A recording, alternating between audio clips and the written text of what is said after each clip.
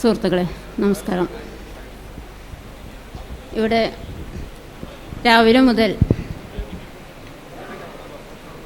വളരെ വലിയ വിഷയങ്ങളിലുള്ള സിദ്ധാന്തങ്ങൾ കേട്ടിരിക്കുകയാണ് നമ്മൾ. ഈ ഒരു ഓപ്പൺ ഫോറത്തിൽ എനിക്ക് പറയാനുള്ളത്, രാവിലെ മുതൽ നമ്മൾ കേട്ട സിദ്ധാന്തങ്ങളെ നമ്മുടെ ദൈനംദിന ജീവിതത്തിലേക്ക് ഒന്ന് തിരിച്ചു പിടിച്ചു നോക്കാനുള്ള ഒരു അവസരമായിരിക്കണം ഈ സമയം എന്നുള്ളതാണ്. അതിൽ നമ്മുടെ രാവിലത്തെ രണ്ടാമത്തെ സെഷനിൽ നമ്മളുടെ മേഘ വിശ്വനാഥൻ അവതരിപ്പിച്ച നമ്മുടെ പ്രകൃതത്തെ പിടികൂടിയ 6 ഭൂതങ്ങളെക്കുറിച്ച് ആദ്യം തന്നെ നമ്മളെ പറഞ്ഞു തന്നിരുന്നു. ആ 6 ഭൂതങ്ങളെ അതിനെ എങ്ങനെ നിർദ്ധാരണം ചെയ്തുകൊണ്ട് അതിൽ നിന്ന് എങ്ങനെ നമ്മൾ നോട്ട് ക്യൂ കണ്ടെത്തണം എന്നുള്ളൊരു മെത്തേഡാണ് നമ്മുടെ നിഷാദ് എന്നുള്ള പയ്യൻ നമുക്ക് പറഞ്ഞു തന്നത്. അപ്പോൾ നമ്മളുടെ മനസ്സിലൊക്കെ തന്നെ പിടികൂടിയിട്ടുള്ള ഈ ഭൂതങ്ങളെയൊക്കെ തന്നെ നമ്മൾ സോൾവ് ചെയ്ത് അതിൽ നിന്ന് സ്വതന്ത്ര ചിന്തകർക്ക് അതിൽ നിന്ന് കണ്ടെത്താൻ കഴിയുന്ന നോട്ട് ക്യൂ അതിനെ നമ്മളുടെ കുടുംബത്തിലേക്ക് കൊണ്ടുപോകാനുള്ള ഒരു തുറന്ന സംവാദമായിട്ട് ആയിരിക്കണം നമ്മൾ ഈ സമയത്തെ ഉപയോഗപ്പെടുത്തേണ്ടത്. അപ്പോൾ ഈ സ്വതന്ത്ര ലോകത്തിൽ എന്താണ് ഈ വിഷയത്തിൻ്റെ ഒരു പ്രസക്തി എന്നുള്ളതാണ് ഞാൻ സൂചിപ്പിച്ചത്. കാരണം സ്വതന്ത്ര ചിന്തയും കുടുംബവും എന്ന് പറയുമ്പോഴേ ഇന്നത്തെ നമ്മളുടെ കുടുംബങ്ങളിൽ സ്വതന്ത്ര ചിന്തയ്ക്ക് എന്തുമാത്രം സ്ഥാനമുണ്ട് എന്നുള്ളതും ആരാണ് നമ്മളുടെ കുടുംബങ്ങളിൽ ആധിപത്യം പുലർത്തുന്നത് എന്നുള്ളതാണ് പ്രധാനമായിട്ടൊന്ന് ചർച്ച ചെയ്യപ്പെടേണ്ട വിഷയം. തീർച്ചയായിട്ടും നമുക്കറിയാം, നമ്മളുടെ കുടുംബങ്ങളൊക്കെ തന്നെ ഇന്ന് നമ്മളുടെ സമൂഹം മതാധിഷ്ഠിത സമൂഹമാണ്. അതുകൊണ്ട് തന്നെ സമൂഹത്തിൻ്റെ ഏറ്റവും അടിസ്ഥാന യൂണിറ്റായിട്ടുള്ള മതത്തിനെ അതും മതാത്മകമാണ്. അവിടെ എന്ത് നടക്കണം, എന്ത് ചിന്തിക്കണം, എന്ത് തിന്നണം, എന്ത് വസ്ത്രം ധരിക്കണം, എന്തൊക്കെ ചെയ്യണം എന്നുള്ള നിർദ്ദേശങ്ങളൊക്കെ തന്നെ മതത്തിൻ്റെ അടിസ്ഥാനത്തിൽ ആണ് നിർണ്ണയിക്കപ്പെടുന്നത്. അതാണ് ഒരു ചർച്ചയ്ക്കായിട്ട് അവതരിപ്പിക്കുന്ന ഒരു പോയിൻ്റ്. അത് ഇന്ന് കുടുംബത്തെ ഏറ്റവും ഉപയോഗപ്പെടുത്തുന്നതും മതമാണ് എന്നുള്ളത്. ഇപ്പോൾ പ്രത്യേകിച്ച് ഞാനൊക്കെ വരുന്ന മലപ്പുറം ജില്ലയിലൊക്കെ തന്നെ വളരെ കൃത്യമായിട്ട് കുടുംബത്തിൽ സ്വതന്ത്ര ചിന്തയുടെ അല്ലെങ്കിൽ ആധുനിക നീതിബോധത്തിൻ്റെ ജനാധിപത്യ ബോധത്തിൻ്റെ ഒക്കെ കടന്നുവരവ് സ്വതന്ത്ര ചിന്തകരായ നമ്മൾ തിരിച്ചറിയുന്നതിന് മുമ്പ് തന്നെ മതത്തിൻ്റെ വക്താക്കൾ അത് തിരിച്ചറിഞ്ഞിരിക്കുന്നു എന്നുള്ളതിൻ്റെ വളരെ പ്രകടമായ ഉദാഹരണങ്ങൾ നമുക്ക് നമ്മുടെ ചുറ്റും കാണാൻ പറ്റും. അത് നമുക്ക് ഈ അടുത്ത കാലത്ത് നമ്മുടെ SNDP യൂണിയൻ്റെ ആഭിമുഖ്യത്തിൽ നടന്നിട്ടുള്ള കുടുംബ സമ്മേളനങ്ങളിൽ നമ്മുടെ ശശികല ടീച്ചറുടെ പ്രസംഗങ്ങളിലൂടെ ആയാലും ജമാഅത്ത് ഇസ്ലാമിയുടെയും സോളിഡാരിറ്റിയും SDPI പോലെയുള്ള സംഘടനകൾ നടത്തുന്ന കുടുംബ യൂണിറ്റുകൾ അത് മതത്തിൻ്റെ പേരിൽ തുടങ്ങി ഓരോ കുടുംബത്തിൻ്റെയും പേരിലുള്ള കുടുംബ സമ്മേളനങ്ങൾ തുടങ്ങി അതിനെ നമ്മൾ ഈ സെക്യൂമിലി ഫെസ്റ്റൊക്കെ ഇവിടെ അനൗൺസ് ചെയ്ത പോലെ കുടുംബ ടൂറുകളായിട്ട് കുടുംബ യോഗങ്ങളായിട്ട് എങ്ങനെയൊക്കെ ഈ കുടുംബത്തിൻ്റെ സെറ്റപ്പിനെ പിടിച്ചു നിർത്താൻ പറ്റുമെന്നുള്ള വളരെ വലിയൊരു പരിശോധന ഇന്ന് മതശക്തികൾ നടത്തിക്കൊണ്ടിരിക്കുന്ന ഒരു സാഹചര്യത്തിൽ എന്നാണ് നമ്മൾ സ്വതന്ത്ര ചിന്തയും കുടുംബവും എന്നുള്ള വിഷയം ചർച്ചയ്ക്കെടുക്കുന്നത് എന്നുള്ള. പക്ഷെ കുടുംബത്തിൻ്റെ പറയുമ്പോൾ തന്നെ നമ്മൾ സ്വതന്ത്ര ചിന്തയ്ക്ക് ഇതിൽ വലിയ സ്ഥാനമൊന്നുമില്ല, ഇതൊക്കെ തന്നെ മതം തന്നതാണ് എന്നുള്ളൊരു ചർച്ചയാണ് എപ്പോഴും വേഗം വരിക. കുടുംബവുമായി ബന്ധപ്പെട്ട് നമ്മൾ പറയുന്ന ഒട്ടേറെ പദങ്ങൾ, സദാചാരം, ലൈംഗികത, സ്നേഹം, സുരക്ഷിതത്വം, ഇങ്ങനെയുള്ള ഒരുപാട് ടേംസ് ഉണ്ട്. അതൊക്കെ തന്നെ നിങ്ങളുടെ ചർച്ചയിൽ വരാൻ സൂചിപ്പിക്കുന്ന കാര്യങ്ങളുണ്ട്. ഈ ടേംസൊക്കെ തന്നെ മതമാണ് ഇന്ന് ഉപയോഗപ്പെടുത്തുന്നത്. പക്ഷെ നമുക്കറിയാം, പരിണാമത്തിൻ്റെ ഒക്കെ തന്നെ പഠിച്ചിട്ടുണ്ടെങ്കിൽ നമുക്കറിയാം, സാമൂഹ്യ വികാസ പരിണാമത്തിൻ്റെ ഭാഗമായിട്ടാണ് നമ്മളുടെ കുടുംബം എന്നുള്ളൊരു സെറ്റിൽമെൻറ്റ് മാനവ ചരിത്രം പരിശോധിക്കുമ്പോൾ തന്നെ നമുക്കത് കാണാൻ വേണ്ടി കഴിയും. മനുഷ്യൻ കൂട്ടമായിട്ട് താമസിക്കുകയും ഒരു സെറ്റിൽമെൻ്റ് ഉണ്ടാക്കുകയും അവിടെ സ്വന്തമായി അധ്വാനിച്ച് കൃഷി ചെയ്ത് ജീവിക്കുന്ന ഒരു അവസ്ഥയിലൂടെ കടന്നു വന്ന് അതിനെ നമുക്ക് അങ്ങനെ ആ ഒരു സെറ്റിൽമെൻറ്റിലൂടെ കടന്നു വന്നിട്ട് ഒരു സാമൂഹ്യ വികാസ പരിണാമത്തിൻ്റെ ഭാഗമായിട്ടുണ്ടായിട്ടുള്ളതാണ് കുടുംബം. അവിടെ മതം മറ്റെല്ലാ മേഖലയിലും കയറി വന്ന് ആധിപത്യം പുലർത്തിയ പോലെ കുടുംബത്തിൻ്റെ ഉള്ളിലും മതം കടന്നു വന്ന് ആധിപത്യം പുലർത്തുകയും പിന്നീട് മതം അതിൻ്റെ എല്ലാ പിതൃത്വവും, ഞാൻ പിതൃത്വം എന്നുള്ള വാക്ക് തന്നെയാണ് ഞാൻ അതിന് ഉപയോഗിക്കാൻ ഉദ്ദേശിക്കുന്നത്, അതിൻ്റെ എല്ലാ പിതൃത്വവും മതം ഏറ്റെടുക്കുകയും ചെയ്യുകയുണ്ടായി എന്ന്. അപ്പം അങ്ങനെ കടന്നു വന്ന കുടുംബത്തിൻ്റെ ഇന്നത്തെ അവസ്ഥ, അവിടെ കുടുംബത്തിൻ്റെ ഇവിടെ ചർച്ചയിൽ തന്നെ വളരെ സജീവമായിട്ട് ചർച്ച വരും. കുടുംബത്തിൻ്റെ ഗുണങ്ങളും ദോഷങ്ങളും എല്ലാ ഭാഗത്തുനിന്നും ഇവിടെ ചർച്ചയിൽ വരുമെന്ന് എനിക്കറിയാം. അതിപ്പോൾ തന്നെ നമുക്ക് ആ രീതിയിൽ ഗുണങ്ങളും ദോഷങ്ങളും നിങ്ങളെന്നൊന്ന് പറഞ്ഞാൽ എളുപ്പമുണ്ടായിരുന്നു. കുടുംബത്തിൻ്റെ ഗുണങ്ങളും ദോഷങ്ങളെയും നമ്മൾ ഒന്ന് പറഞ്ഞു നോക്കാം. നമുക്കിപ്പോൾ തന്നെ അങ്ങനെ പോയാലോ സാറേ? അല്ലേ? നമ്മുടെ ഇന്നത്തെ കുടുംബത്തിൻ്റെ അവസ്ഥ, ആ കുടുംബത്തിൻ്റെ ഗുണങ്ങൾ എന്തൊക്കെയാണ്, ദോഷങ്ങൾ എന്തൊക്കെയാണ്, ദോഷങ്ങളുണ്ടോ ഗുണങ്ങളുണ്ടോ, അതറിയുമ്പോൾ തന്നെ നമുക്ക് ഈ കുടുംബം ഇങ്ങനെ നിലനിൽക്കണം. അടുത്ത ചോദ്യം അതാണ്, ഇന്ന് നമ്മുടെ കുടുംബം എങ്ങനെ നിലനിൽക്കുന്നു, എങ്ങനെ പോകണു. അപ്പം അങ്ങനെയുള്ളൊരു കുടുംബം അത് ഗുണമാണെങ്കിൽ അത് ഗുണമാണ് ഡോമിനേറ്റ് ചെയ്യുന്നെങ്കിൽ അത് നിലനിൽക്കണം എന്നുള്ളത് തർക്കമില്ലാത്ത വിഷയമാണ്. പക്ഷെ ദോഷമാണ് ഡോമിനേറ്റ് ചെയ്യപ്പെടുന്നതെങ്കിൽ അത് നിലനിൽക്കണം. അതല്ല, ഗുണവും ദോഷവും രണ്ടും, ഏത് കാര്യത്തിനും ഗുണവും ദോഷവും ഉണ്ടാവും. അപ്പോൾ അവിടെ അത് ഏത് രീതിയിൽ നമുക്ക് അതിൻ്റെ ഘടനയെ മാറ്റിയെടുക്കാം, എങ്ങനെ അതിനെ പുനഃസംഘടിപ്പിക്കാം.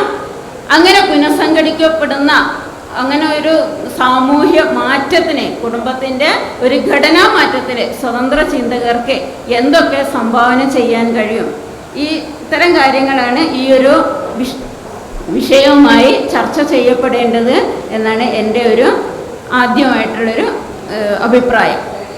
അതിൽ ഇന്നത്തെ കുടുംബത്തിൻ്റെ ദോഷങ്ങളും ഗുണങ്ങളും ആണ് ആദ്യം ഒന്ന് നമുക്ക് വിചാരണ ചെയ്യപ്പെടേണ്ടത് എന്ന് തോന്നുന്നു. ഈ ആമുഖം വെച്ച് നമുക്ക് ചർച്ച തുടരാം. ഇത് നിങ്ങളുടെ സെഷനാണ്, കാണികളുടെ ഇതുവരെ ശ്രോതാക്കളായിരുന്നവർ വായ തുറന്ന് സംസാരിക്കേണ്ട ഒരു സെഷനാണ്. ഇവിടെ വന്ന് സംസാരിക്കണം എന്നാണ് ഒരു അഭിപ്രായം. നമ്മൾ വീഡിയോ ഷൂട്ട് ചെയ്യുന്നുണ്ട്.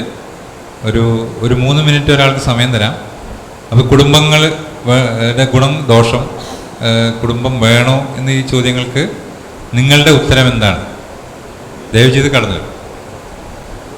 1 മണിക്കൂറാണ് നമുക്കുള്ളത്. പരിചയപ്പെടും. എൻ്റെ പേര് അനിൽ ജോസ് എന്നാണ്.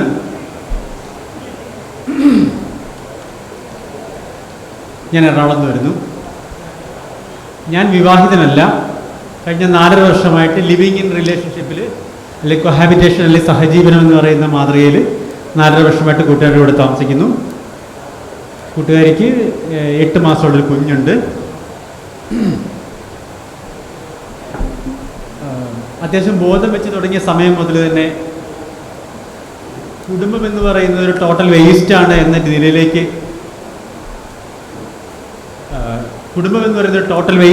നിലയിലേക്ക് എത്തിയ ഒരാളാണ് ഞാൻ. നിങ്ങളൊരു പശുവിനെ മേടിക്കുന്ന മാതിരി, ഒരു പേന മേടിക്കുന്ന മാതിരി, ഒരു ഭർത്താവിനെയോ ഒരു ഭാര്യയോ മേടിക്കുന്ന ഒരു സംവിധാനമാണ് കുടുംബം എന്ന് പറഞ്ഞ് പ്രാക്ടീസ് ചെയ്യപ്പെട്ടുകൊണ്ടിരിക്കുന്നത്. അതിന് ഏതെങ്കിലും രീതിയിലുള്ള ഒരു ഗുണമുള്ളതായിട്ട് ഇതുവരെ എനിക്ക് ഫീൽ ചെയ്തിട്ടില്ല. പലരും പറയാറുണ്ട് കുടുംബത്തിന് ഭയങ്കര സുരക്ഷിതമാണ്. നിങ്ങളുടെ അച്ഛൻ പോലും നിങ്ങൾക്ക് ഇഷ്ടമില്ലാത്ത ചെയ്യാൻ സാധ്യതയുള്ള ഒരു സ്ഥലത്ത് നിങ്ങൾ എന്ത് സുരക്ഷിതത്വമാണ് ഇതിൽ നിന്ന് അവകാശപ്പെടുന്നത്? നിങ്ങളുടെ ഭർത്താവിൻ്റെ ബന്ധുക്കൾ, ഭർത്താവിൻ്റെ അനുജനോ ഭർത്താവിൻ്റെ അച്ഛനോ നിങ്ങൾക്ക് ഇഷ്ടമില്ലാത്ത രീതിയിൽ, ഞാൻ വീണ്ടും വളരെ കൃത്യമായ വാക്കാണ് ഉപയോഗിക്കുന്നത്, നിങ്ങൾക്ക് ഇഷ്ടമില്ലാത്ത രീതിയിൽ നിങ്ങൾ ഉപയോഗിക്കാൻ സാധ്യതയുള്ള സ്ഥലത്ത് എന്ത് സുരക്ഷിതത്വമാണ് നിങ്ങൾക്ക് നൽകുന്നത്? നിങ്ങളുടെ ഭർത്താവ്, നിങ്ങളുടെ ഉടമയായ ഭർത്താവ് മരിച്ചു പോയി കഴിഞ്ഞാൽ നിങ്ങളുടെ നാട്ടുകാരുടെ പ്രോപ്പർട്ടിയാണ്. നിങ്ങളുടെ വീടിന് ചുറ്റും ചൂളമടിയും രാത്രിയിൽ മുട്ടലും ഒക്കെ ഉണ്ടാവും. എന്ത് സുരക്ഷിതത്വമാണ് നിങ്ങൾക്ക് ഫാമിലി തരുന്നത്? വിവാഹം എന്ന് പറയുന്നൊരു സാധനം കൊണ്ട് മാത്രം കുടുംബം തകർന്നു പോയി എത്ര ആൾക്കാരാണ് നിങ്ങളുടെ ചുറ്റുമുള്ളത്? നമ്മളിവിടെ സിമ്പിളായിരുന്നു. ഒരു ദിവസം ഞങ്ങൾ ഒരുമിച്ച് സിനിമയ്ക്ക് പോയി. ഫ്രണ്ടോട് ചോദിച്ചു, അല്ല ഇന്ന് ഇങ്ങോട്ട് വരുന്നു. ശരി, അവിടെ തുടങ്ങി നമ്മുടെ പരിപാടികൾ. ഒരാളെ പോലും വിളിച്ചില്ല, ഒരാളോട് പ്രത്യേകിച്ച് പറഞ്ഞുമില്ല. കുറച്ച് കഴിഞ്ഞപ്പോഴത്തേക്ക് കുറേ കാലം ഒരുമിച്ച് നിന്നപ്പോഴത്തേക്ക് ഇങ്ങനെ വീട്ടിൽ പറഞ്ഞു, അതെ ഒരു കൂട്ടുകാരി വന്നിട്ടുണ്ട്.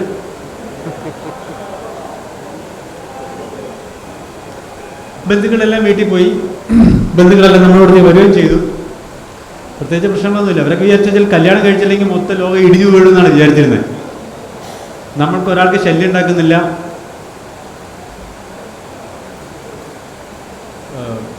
വിവാഹത്തിനുള്ളിൽ നടക്കുന്ന ബലാത്സംഗം പോലുള്ള സംഭവങ്ങൾ നമ്മൾ ചെയ്യുന്നില്ല.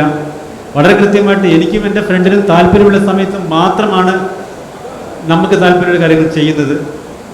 അതേപോലെ തന്നെ അദ്ദേഹം എൻ്റെ പ്രോപ്പർട്ടി അല്ല, ഞാൻ അദ്ദേഹത്തിൻ്റെ പ്രോപ്പർട്ടി അല്ല. എനിക്കും അദ്ദേഹത്തിനും താല്പര്യമുള്ള ആൾക്കാരോടെല്ലാം താല്പര്യമുള്ള എന്തും ചെയ്യാനുള്ള അവകാശം ഉൾപ്പെടെയാണ് നമ്മൾ സംസാരിച്ചിരിക്കുന്നത്.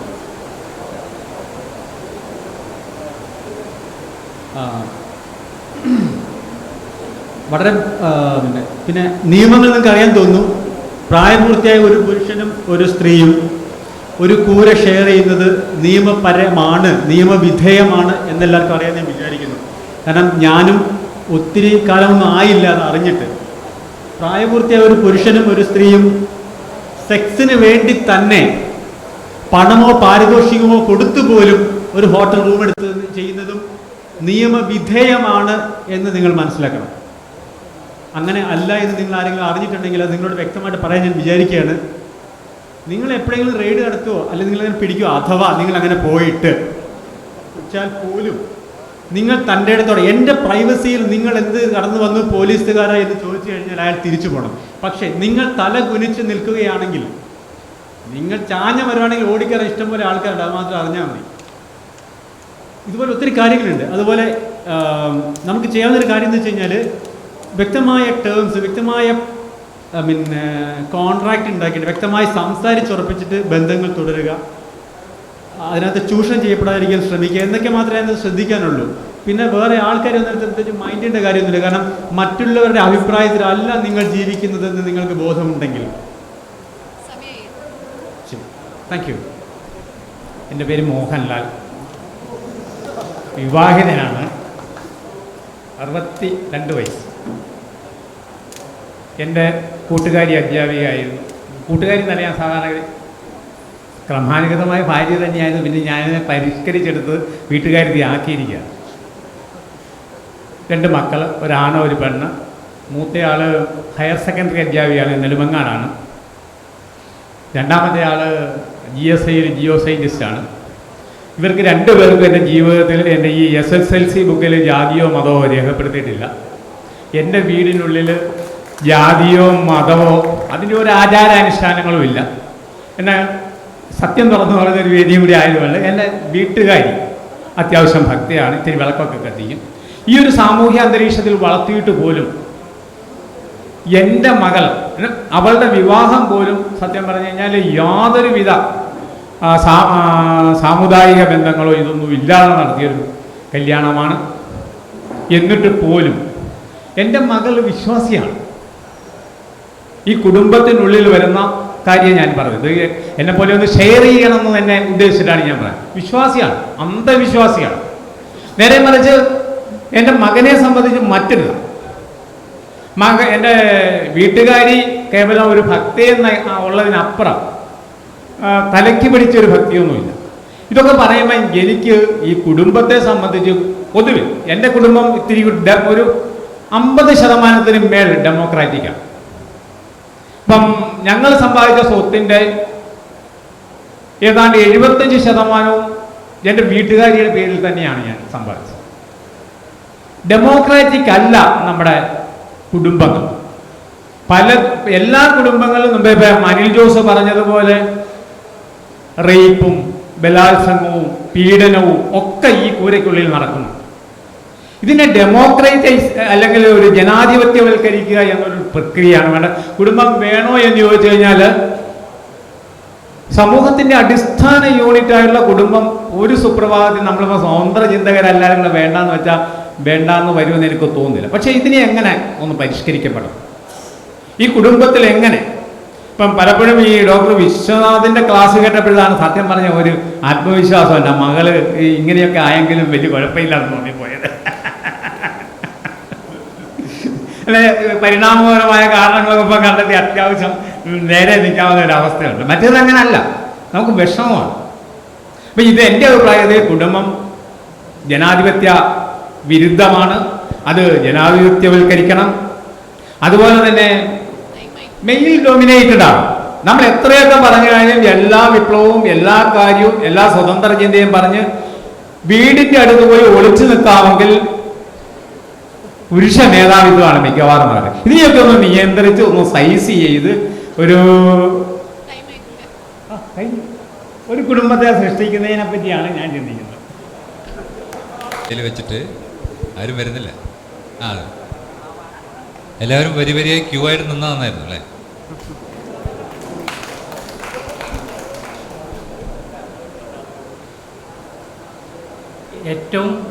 ലോകത്തെ ഏറ്റവും ഭീകരമായ ഏറ്റവും വലിയ എണ്ണം നിറഞ്ഞു നിൽക്കുന്ന ഒരു ജയിലിലുള്ള സമൂഹമാണ് നമ്മുടെ കുടുംബം. ഏറ്റവും കൂടുതൽ തെറ്റിദ്ധരിക്കപ്പെടുമ്പോൾ തന്നെ പൊതുവായ ഒരു കൺസെപ്റ്റ് സ്വയം സൃഷ്ടിച്ച ശക്തമായ മതിലുകൾക്കുള്ളിലാണ് നമ്മളെല്ലാവരും ജീവിക്കുന്നത്. നമ്മുടെ ആരും എൻ്റെ പേര് നാസർ മഴവില്ല്, എറണാകുളം ജില്ലയിലെ കോലഞ്ചേരിയിൽ താമസിക്കുന്നു. ഒരു ഭാര്യ, ഒരു കുട്ടി. കുടുംബത്തെക്കുറിച്ച് പറയുമ്പോൾ സ്വാഭാവികമായി രണ്ടുപേർ ഒരുമിച്ച് രൂപപ്പെട്ട് സ്വാഭാവികമായി എത്ര കാലം നിലനിൽക്കുന്ന ബന്ധമാണോ അതാണ് ശരി, അതാണ് പ്രകൃതിപരമായിട്ടുള്ളത്. ഏത് നിമിഷം ഏതൊരു ബന്ധത്തെ പോലെ, നമ്മുടെ ഏതൊരു സൗഹൃദത്തെയും പോലെ പൊതുവായ താല്പര്യങ്ങൾ അതിൻ്റെ പൂർണ്ണ അവസ്ഥയിൽ നിൽക്കുന്നിടത്തോളം കാലം മാത്രം തുടരാൻ കഴിയാത്ത എല്ലാ ബന്ധങ്ങളും വമ്പൻ അടിമത്തമാണ്. അതുകൊണ്ട് ഞാൻ പറയുന്നത് കുടുംബം എന്ന സംഭവമേ നിരോധിക്കുകയാണ്. അത്രയേ ഉള്ളൂ.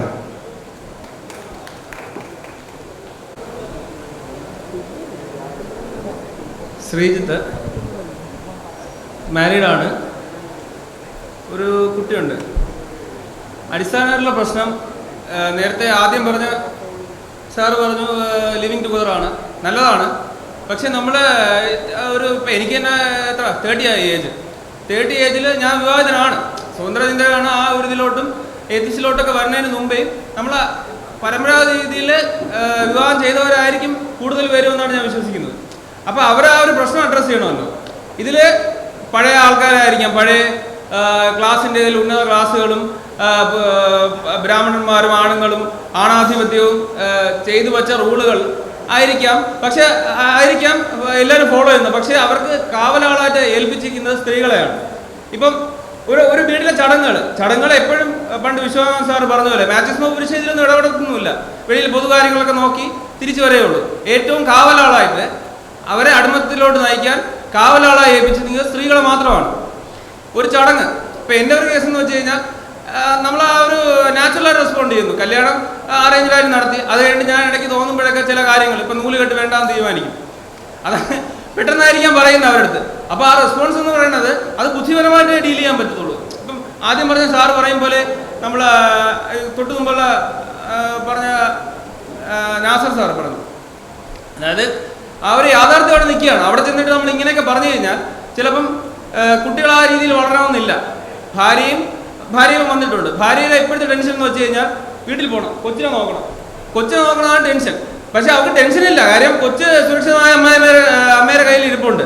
പക്ഷെ അത് പോകണമെന്ന് വെച്ചാൽ ആ ഒരു ഏതാണ് ഡ്യൂട്ടി റെസ്പോൺസിബിലിറ്റി ഈ ഫിക്സ്ഡ് ആണ്. ആൾക്കാരുടെ മനസ്സിൽ ഇങ്ങനെ കുത്തിവെച്ച് നിൽപ്പുണ്ട്. ആ ഇങ്ങനെ കിടന്ന് തിളക്കിയാണ് വീട്ടിൽ പോകണം. അങ്ങനെയുള്ള ഡ്യൂട്ടി റെസ്പോൺസ് ഇങ്ങനത്തെ കോംപ്ലക്സ് ആയിട്ടുള്ള കാര്യങ്ങളാണ് വർഷങ്ങളായിട്ട്. അവർക്ക് 26 വയസ്സായുള്ളൂ, ചെറുപ്പത്തിലെ കല്യാണം കഴിച്ചതുമാണ്. ഇത്രയും മാറ്റങ്ങൾ ഉണ്ടായിട്ട് പോലും അത്രയും 26 വയസ്സുള്ള കുട്ടികൾ ഇത്രയും റെസ്പോൺസിബിലിറ്റി, ഇത്രയും ബോധം. പക്ഷെ അതിൽ ഞാൻ നോക്കിയപ്പം 1-2 പേരിൽ വൈഫ് മാത്രമേ ഇരിക്കുന്നുള്ളൂ. അത് അപ്രീഷിയേറ്റ് ചെയ്യണമെങ്കിലും ഈ കൊച്ചു പ്രായത്തിൽ ഇത്രയും കാര്യങ്ങൾ ഇൻഡക്റ്റ് ചെയ്ത് വെച്ചൊക്കെയാണ് ആ ബോധവും എല്ലാം. ഒരുപാട് മാറ്റങ്ങളുണ്ട്. എന്നാലും ഞാൻ നേരത്തെ പറഞ്ഞല്ലോ നൂലുകെട്ടിൻ്റെ കേസ് പെട്ടെന്ന് ഒരു ദിവസം പറയുകയാണ്, അതൊക്കെ ഇംപ്ലിമെന്റ് ചെയ്യാൻ പാടാണ്. പക്ഷെ നമ്മളൊരു ഞാൻമേൽ കളി കളിച്ചാണ് യാഥാർത്ഥ്യം അതേ നടക്കുള്ളൂ. ഞാൻമേൽ കളി കളിച്ചാണ് പോകുന്നത്. പക്ഷേ ഫാദർ ഒരു ഏതാണ് കമ്മ്യൂണിസ്റ്റ് വിശ്വാസി ഇടതുപക്ഷ ധാരണയായതുകൊണ്ട് പൊതുവെ അതിൽ അംഗീകാരമുണ്ടല്ലോ. അപ്പോൾ അവർ പറഞ്ഞു ഇത് കമ്മ്യൂണിസ്റ്റ് ആയതുകൊണ്ടാണ് ഏതാണ് നിങ്ങൾ വല്ല ഏത് ദൈവത്തിൽ വിശ്വാസം ഇല്ലല്ലോ അതുകൊണ്ട് നടക്കും. അതായത് കമ്മ്യൂണിസ്റ്റത്തെ കൂട്ടുപിടിച്ച് മാത്രമേ നമുക്ക് ഇത്തരം കാര്യങ്ങൾ നടത്താൻ പറ്റുന്നുള്ളൂ. ദൈവത്തിലെ വിശ്വാസമില്ലാത്ത ഒരു ആളാണ് ഇതാണെന്ന് പെട്ടെന്ന് ഒരാൾക്ക് പെട്ടെന്നൊരു ധാരണ വരെയാണ് പിടിച്ചിരിക്കാൻ പറ്റത്തില്ല, ഉറപ്പാണ്. കമ്മ്യൂണിസ്റ്റിൽ അമിതാ വിശ്വാസം ഉള്ളതുകൊണ്ടല്ല, അത് നമ്മൾ ഏതാണ് അതിന് അഡ്വാൻറ്റേജ് എടുക്കുന്നു. ഇപ്പോൾ ഒരു മരണാനന്തര ചടങ്ങ് യഥാർത്ഥത്തിൽ ഞാൻ കർമ്മം ചെയ്യുന്നില്ല എന്ന് വെച്ചോ, അവിടെ ഞാൻ ഒറ്റ ബോൾഡായിട്ട് ഞാൻ ഏത്തിസ്റ്റാണെന്ന് പറഞ്ഞാൽ എൻ്റെ കൂടെ നിൽക്കാൻ ആരും കാണത്തില്ല. കമ്മ്യൂണിസ്റ്റുകാരനായ എൻ്റെ അപ്പൂപ്പനോ അച്ഛനോ ആണ്, അയാൾക്ക് ഒരിക്കലും ഏതാണ് ഇപ്പോഴത്തെ അവരെ ഇതിൽ തന്നെ പറഞ്ഞിട്ടുണ്ട്, നടക്കില്ല എന്ന് പറഞ്ഞാൽ അത് നടക്കും. അങ്ങനെ കുറച്ച് നമ്മളെ ബേസ് വേണം. പക്ഷേ സമൂഹത്തിൽ നിന്ന് നമുക്ക് മാറിയിട്ട് ഒരിത് ഇട്ടത് ആദ്യത്തെ എൻ്റെ ഒരു പേഴ്സണൽ അഭിപ്രായമാണ്. സാറിൻ്റെ മുഖത്തും ആ സന്തോഷം കണ്ടില്ല. അങ്ങനെയൊക്കെ നമ്മുടെ രീതി ശരിയാണ്, പക്ഷെ അത് സമൂഹത്തിൽ ഇംപ്ലിമെന്റ് ചെയ്ത് എടുക്കണമെങ്കിൽ ചില ഞാണിന്മേൽ കളികൾ നടക്കണം. നമ്മളെ ഈ സ്വതന്ത്ര ചിന്ത, എൻ്റെ പേഴ്സണൽ അഭിപ്രായമാണ്, സ്വതന്ത്ര ചിന്തക്കെതിരെയും ഇടയിലും എല്ലാം പ്രഭാഷണം നടത്തുന്നവരിൽ ആ മെയ്വഴക്കം കാണിച്ചിട്ടുള്ള രവിചന്ദ്രൻ സാർ മാത്രമേ ഉള്ളൂ.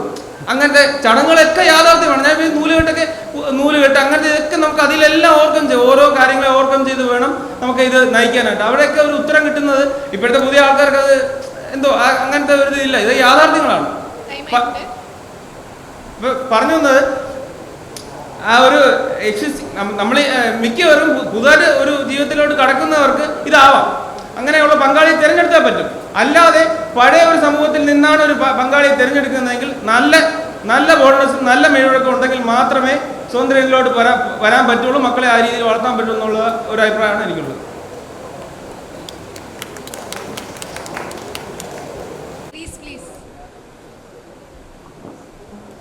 നമസ്കാരം, എൻ്റെ പേര് സുരേഷ്, എറണാകുളമാണ്.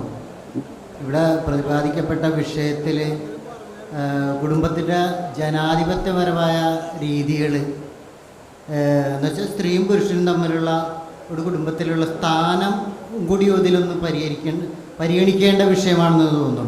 ഇപ്പോൾ സ്ത്രീ വരുമാനമുണ്ടെങ്കിലും പണിയെടുക്കുന്ന ഒരവസ്ഥ, ഒരു വീട്ടിൽ എത്ര സമയം സ്ത്രീയും പുരുഷനും എടുക്കുന്ന സമയത്തിൻ്റെ ഒരു ദൈർഘ്യം, രണ്ടുപേരും ജോലിക്കാരാണെങ്കിലും വരുമാനമുള്ള ജോലിക്കാരാണെങ്കിലും ആരാണ് കൂടുതൽ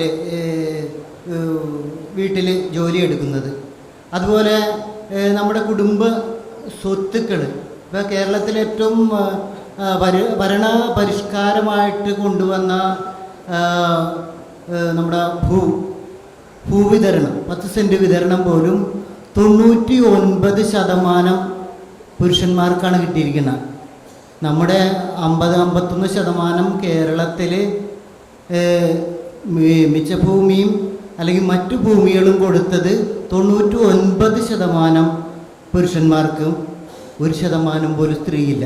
അപ്പോൾ നമ്മൾ കുടുംബത്തിലെ ജനാധിപത്യം എല്ലാ രീതിയിലും വരേണ്ടതും കൂടി ഈ സ്വതന്ത്ര ചിന്താഗതിക്കാർ, അത് നമ്മുടെ ഭൂമി ആയാലും വീടായാലും ആരുടെ പേരിലാണെന്ന് ഒന്ന് അവലോകനം ചെയ്ത് സ്വന്തം കുടുംബത്തിൽ നിന്ന് നമ്മൾ മാറ്റങ്ങൾ സമൂഹത്തിലേക്ക് പടർത്താനുള്ള ഒരു ഉത്തരവാദിത്വം കൂടി നമ്മൾ സ്വയം പങ്കുവെക്കേണ്ട ഒരവസ്ഥയാണ് എന്ന് മാത്രം പറയണം സമയത്തിൻ്റെ പരിമിതി കൊണ്ട്.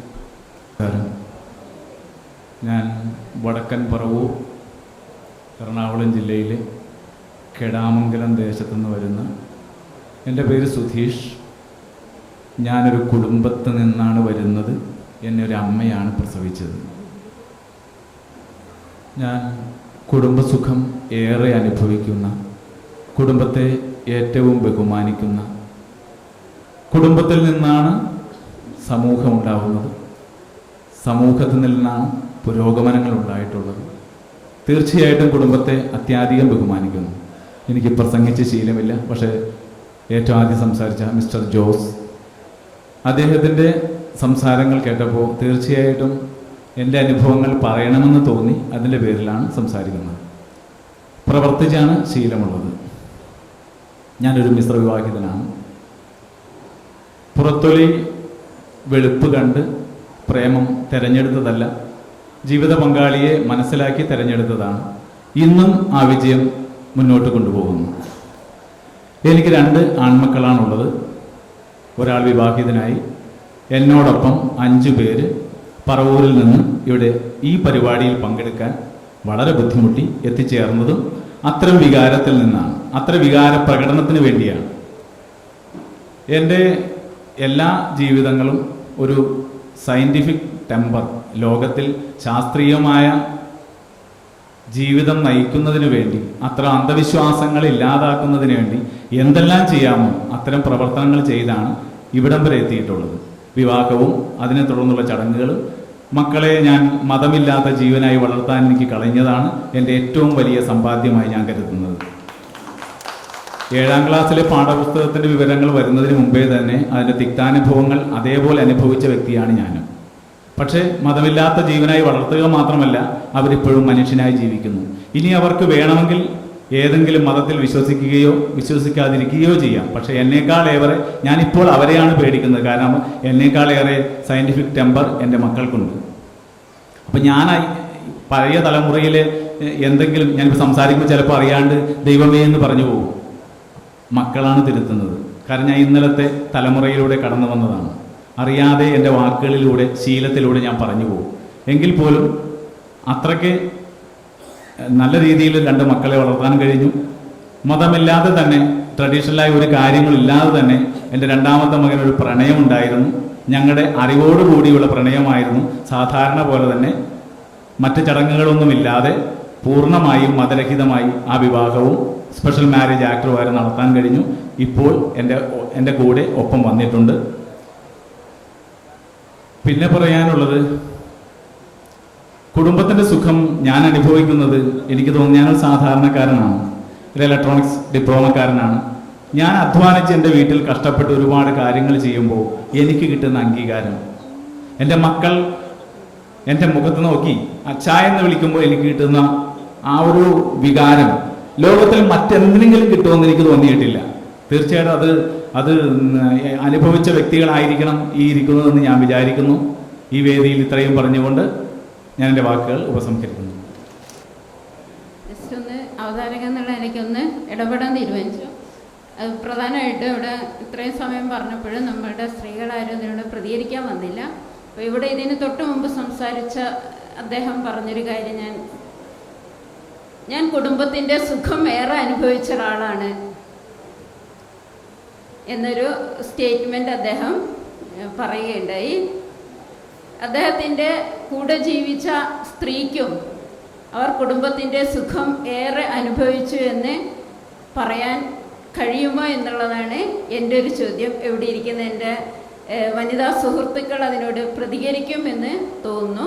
പിന്നെ കുടുംബത്തിൻ്റെ സുഖം പുരുഷന് ഏറെ അനുഭവിച്ചു എന്ന് പറയുമ്പോൾ തീർച്ചയായിട്ടും ആ കുടുംബത്തിലെ സ്ത്രീ അത്രത്തോളം ത്യാഗം അനുഭവിച്ചുകൊണ്ട് മാത്രമേ കുടുംബത്തിലെ ഒരു പുരുഷന് അത്രയും സുഖം അനുഭവിക്കാൻ പറ്റുള്ളൂ എന്നുള്ള ഒരു അഭിപ്രായം കൂടെ ഞാനിവിടെ ചർച്ചയ്ക്ക് വേണ്ടി വയ്ക്കുകയാണ്. എനിക്ക് തോന്നുന്നത് nature has shaped us not to be alone. നമ്മളെല്ലാം വ്യക്തികൾ എന്നുള്ള നിലക്ക് we all like to be connected. അത് എന്തുതരം കണക്റ്റഡ്നെസ് ആണ് നമുക്ക് വേണ്ടത് എന്ന് അത് വ്യക്തികൾ തിരഞ്ഞെടുക്കേണ്ടതാണ്. അത് ഇപ്പം നിലനിൽക്കുന്ന കുടുംബ രീതികളാണോ അല്ലെങ്കിൽ വേറെ എന്തെങ്കിലും രീതിയിലുള്ള ബന്ധമാണോ എന്നത് വ്യക്തികൾ തിരഞ്ഞെടുക്കേണ്ടതാണ്. ഒരു വ്യക്തിക്ക് ഒരു ബന്ധം എത്ര മൂല്യവത്താവുന്നു എന്നത് ആ വ്യക്തി ആ ബന്ധത്തെ എങ്ങനെ വാല്യൂ ചെയ്യുന്നതിനെ അടിസ്ഥാനമാക്കി. ഞാൻ പറഞ്ഞു വരുന്നത്, ഒരാൾക്ക് ഒരു ബന്ധം വളരെ വാല്യുബിൾ ആകുന്നത് ഇൻറ്റിമസി കൊണ്ടാവാം, ചിലപ്പോൾ അതൊരു സെക്ഷൽ റിലേഷൻഷിപ്പ് കൊണ്ടാവാം, ചിലപ്പോൾ മറ്റെന്തെങ്കിലും കൊണ്ടാവാം. പക്ഷേ ഇന്ന് നിലനിൽക്കുന്ന കുടുംബ വ്യവസ്ഥയിൽ, പരമ്പരാഗത കുടുംബ വ്യവസ്ഥയിൽ ഇതൊന്നും അറിയാനും പറയാനും മാത്രമുള്ള ഒരു ട്രാൻസ്പെറൻസിയോ ഒരു കമ്മ്യൂണിക്കേഷനോ നടക്കുന്നില്ല എന്നതാണ് ഒരു യാഥാർത്ഥ്യം. ആ രീതിയിലുള്ളൊരു ട്രാൻസ്പെറൻസിയും കമ്മ്യൂണിക്കേഷനും നടക്കാത്തതിൻ്റെ കാരണം ഞാൻ നേരത്തെ പറഞ്ഞ പോലെ ജലസി ിലുള്ള ഒരു പ്രശ്നമാണ്. അതിനെ നമ്മൾ എങ്ങനെ ഓവർകം ചെയ്യുന്നു എന്നതിനെ അടിസ്ഥാനമാക്കി ആയിരിക്കാം ഒരു പക്ഷേ കുടുംബ ബന്ധങ്ങൾ ഡെമോക്രറ്റൈസ് ചെയ്യപ്പെടുന്നത്. തൽക്കാലം എനിക്ക് തോന്നുന്നത് മിക്കവാറും എല്ലാ കുടുംബങ്ങളിലും ഒരു ഡെമോക്രാറ്റിക് സിസ്റ്റം ഇല്ല എന്നാണ്. Thank you. എൻ്റെ പേര് വിനോദ്. ഈ നമ്മുടെ കുടുംബ ബന്ധങ്ങൾ അല്ലെങ്കിൽ കുടുംബം എന്നുള്ള സംവിധാനം നിർമ്മിച്ചിരിക്കുന്നത് പ്രധാനമായിട്ടും സുരക്ഷിതത്വത്തിൻ്റെ സെക്യൂരിറ്റിയുടെ അടിസ്ഥാനപ്പെടുത്തിയിട്ടാണ്. അത് ഇന്ന് രാവിലെ നസീർ സാർ അവതരിപ്പിച്ച പ്രസൻറ്റേഷനിൽ പറഞ്ഞൊരു പുസ്തകമുണ്ട്, മാരേജ് ആൻഡ് മൊറൈൽസ്, വിവാഹവും സദാചാര മൂല്യങ്ങളെന്ന് പറഞ്ഞിട്ട് മലയാളത്തിലേക്ക് വിവർത്തനം ചെയ്തിട്ടുണ്ട്. അതിൽ പറയുന്ന പ്രധാനപ്പെട്ട കാര്യം ഇതാണ്. ഈ പ്രത്യേകിച്ചും സുരക്ഷിതത്വത്തിൻ്റെ ഒരു പ്രധാനപ്പെട്ട മാനകമായിട്ട് നിലനിന്നിരുന്നത് കൈക്കരുത്താണ്. പ്രധാനമായിട്ടും നമ്മൾ മറ്റ് ജീവികളിൽ നിന്നുള്ള സുരക്ഷിതത്വത്തിന് വേണ്ടി നമ്മൾ ഓടി രക്ഷപ്പെടും, അല്ലെങ്കിൽ ആയുധം ഉപയോഗിച്ച് അതിനെ തോൽപ്പിക്കും. ഇപ്പോൾ രണ്ട് ഗോത്രങ്ങൾ തമ്മിലുള്ള ശത്രുത ഉണ്ടാകുമ്പോൾ സ്വാഭാവികമായിട്ടും പിടിച്ചടക്കപ്പെടുന്നത് പല വസ്തുക്കളിൽ ഒന്ന് സ്ത്രീ ആയിരിക്കും.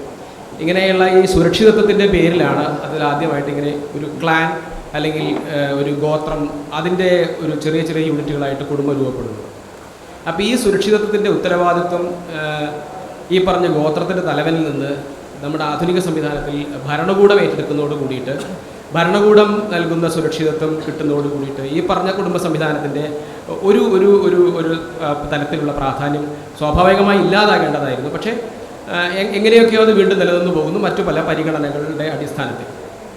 മറ്റൊന്ന്, നമ്മുടെ സുരക്ഷിതത്വം ഈ കൈക്കരുത്ത് മെയ്ക്കരുത്ത് എന്നതിൽ നിന്ന് മാറിയ സാമ്പത്തിക സുരക്ഷിതത്വത്തിലേക്ക്, പണമുണ്ടെങ്കിൽ നമുക്ക് ഒരു സെക്യൂരിറ്റി ഗാർഡിനെ വയ്ക്കാം, പണമുണ്ടെങ്കിൽ നിങ്ങൾക്ക് വീട് വലുതാക്കി സുരക്ഷിതമുള്ളതാക്കാം, വലിയ മതിൽ കെട്ടാം, ഉറപ്പുള്ള വാതിലുകൾ വയ്ക്കാം, സുരക്ഷിതമായി സഞ്ചരിക്കാം, പലതരത്തിലുള്ള സുരക്ഷിതത്വങ്ങളിലേക്ക് നിങ്ങൾക്ക് മാറും. അപ്പോഴും ഈ പറഞ്ഞ തരത്തിലുള്ള ഗോത്രതലവൻ്റെ, കുടുംബനാഥൻ്റെ പറഞ്ഞ തരത്തിലുള്ള അയാളുടെ പ്രസക്തി ഇല്ലാതെ അത്തരത്തിലൊന്നും നമ്മുടെ സമൂഹം ഇതുവരെ അച്ചീവ് ചെയ്യാത്തതുകൊണ്ട്, ഇതൊക്കെ സാമ്പത്തിക സുരക്ഷിതത്വമുള്ള സ്ത്രീക്ക് പോലും നേരത്തെ പറഞ്ഞ തരത്തിലുള്ള ഒരു സുരക്ഷിതത്വം ഇനിയും കിട്ടാതിരിക്കുന്നിടത്തോളം കാലം കുടുംബ സംവിധാനത്തെ, ഇപ്പോഴുള്ള കുടുംബ സംവിധാനത്തെ പാടെ ഇല്ലാതാക്കണമെന്നുള്ള ആലോചിക്കേണ്ടതുണ്ട്.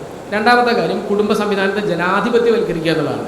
അത് പ്രായോഗികമാണ്. ജനാധിപത്യം എന്നുള്ളത് ഒരു ഇലക്ഷനിൽ നമ്മൾ ചെയ്യുന്ന ഒരു ചെറിയ പ്രക്രിയ മാത്രമല്ല, അതൊരു ജീവിത രീതിയാക്കി മാറ്റുന്നിടത്ത് മാത്രമേ ഈ പറഞ്ഞ കുടുംബ സംവിധാനത്തെ നമുക്ക് ഇല്ലായ്മ ചെയ്യാൻ കഴിയുള്ളൂ, അല്ലെങ്കിൽ ഈ പറഞ്ഞ തരത്തിലുള്ള കുടുംബത്തിൻ്റെ ഘടനയെ നമുക്ക് മാറ്റിപ്പണിയാനാവുകയുള്ളൂ. നന്ദി.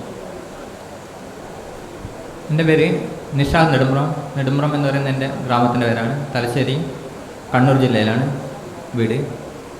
എൻ്റെ അഭിപ്രായത്തിൽ ഈ കുടുംബത്തിൻ്റെ ഈ സങ്കല്പം എന്ന് പറയുന്നത് യഥാർത്ഥത്തിൽ ബന്ധം എന്ന് പറയുന്ന ഒരു ബന്ധനം തന്നെയാണ്. ആ കുടുംബത്തിൽ നമ്മൾ ജീവിക്കുന്ന സമയത്ത് നമ്മൾക്കൊരിക്കലും അതിൽ നിന്ന് മാറി നിൽക്കാൻ പറ്റാത്ത അവസ്ഥയുണ്ടാകും. കാരണം ഇപ്പോൾ നമ്മളിവിടെ നേരത്തെ ഇവിടെ കുടുംബത്തിൻ്റെ അനാവശ്യകതകളെപ്പറ്റി സംസാരിച്ച അനിൽ ജോസ് സാർ പോലും ഫേസ്ബുക്കിൽ സ്വന്തം അമ്മയായിട്ട് നിൽക്കുന്ന ചിത്രമാണ് പ്രൊഫൈൽ പിക്ചറായിട്ട് എത്തിയിരിക്കുന്നത്. അപ്പോൾ അങ്ങനെ ഒരു ബന്ധം നമുക്കുണ്ട്.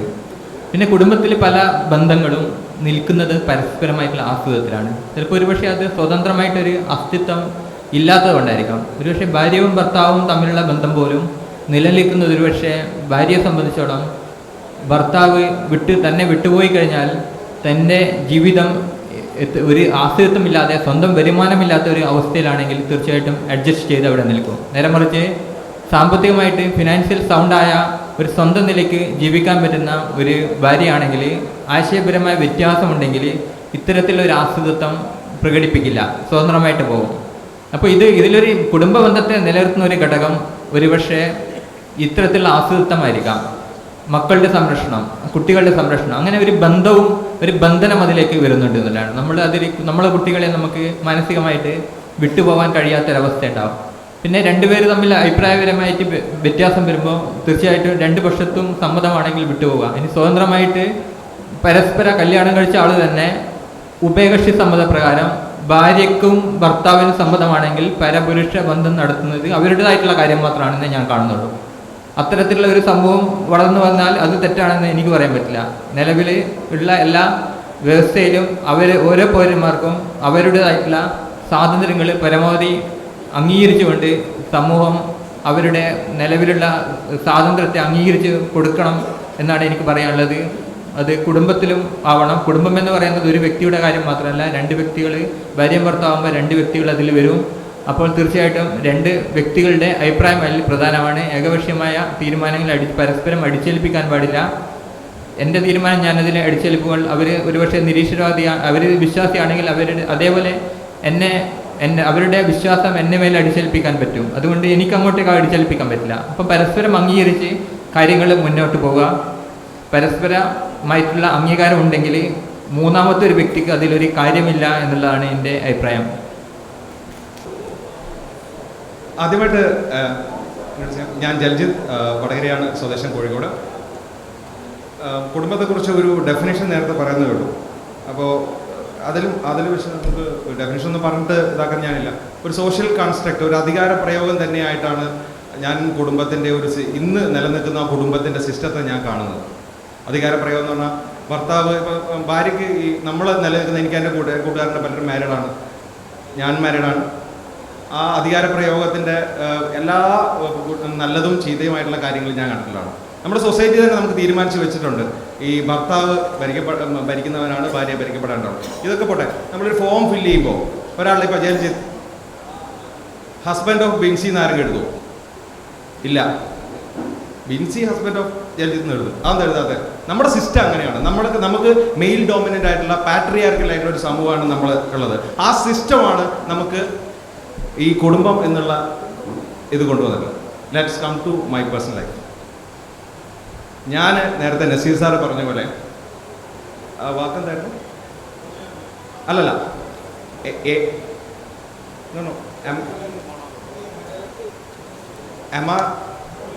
പോളിയാമറി. ഓക്കെ, പോളിയാമറി ലൈഫ് സ്റ്റൈൽ ജീവിക്കുന്ന ഒരാളാണ്.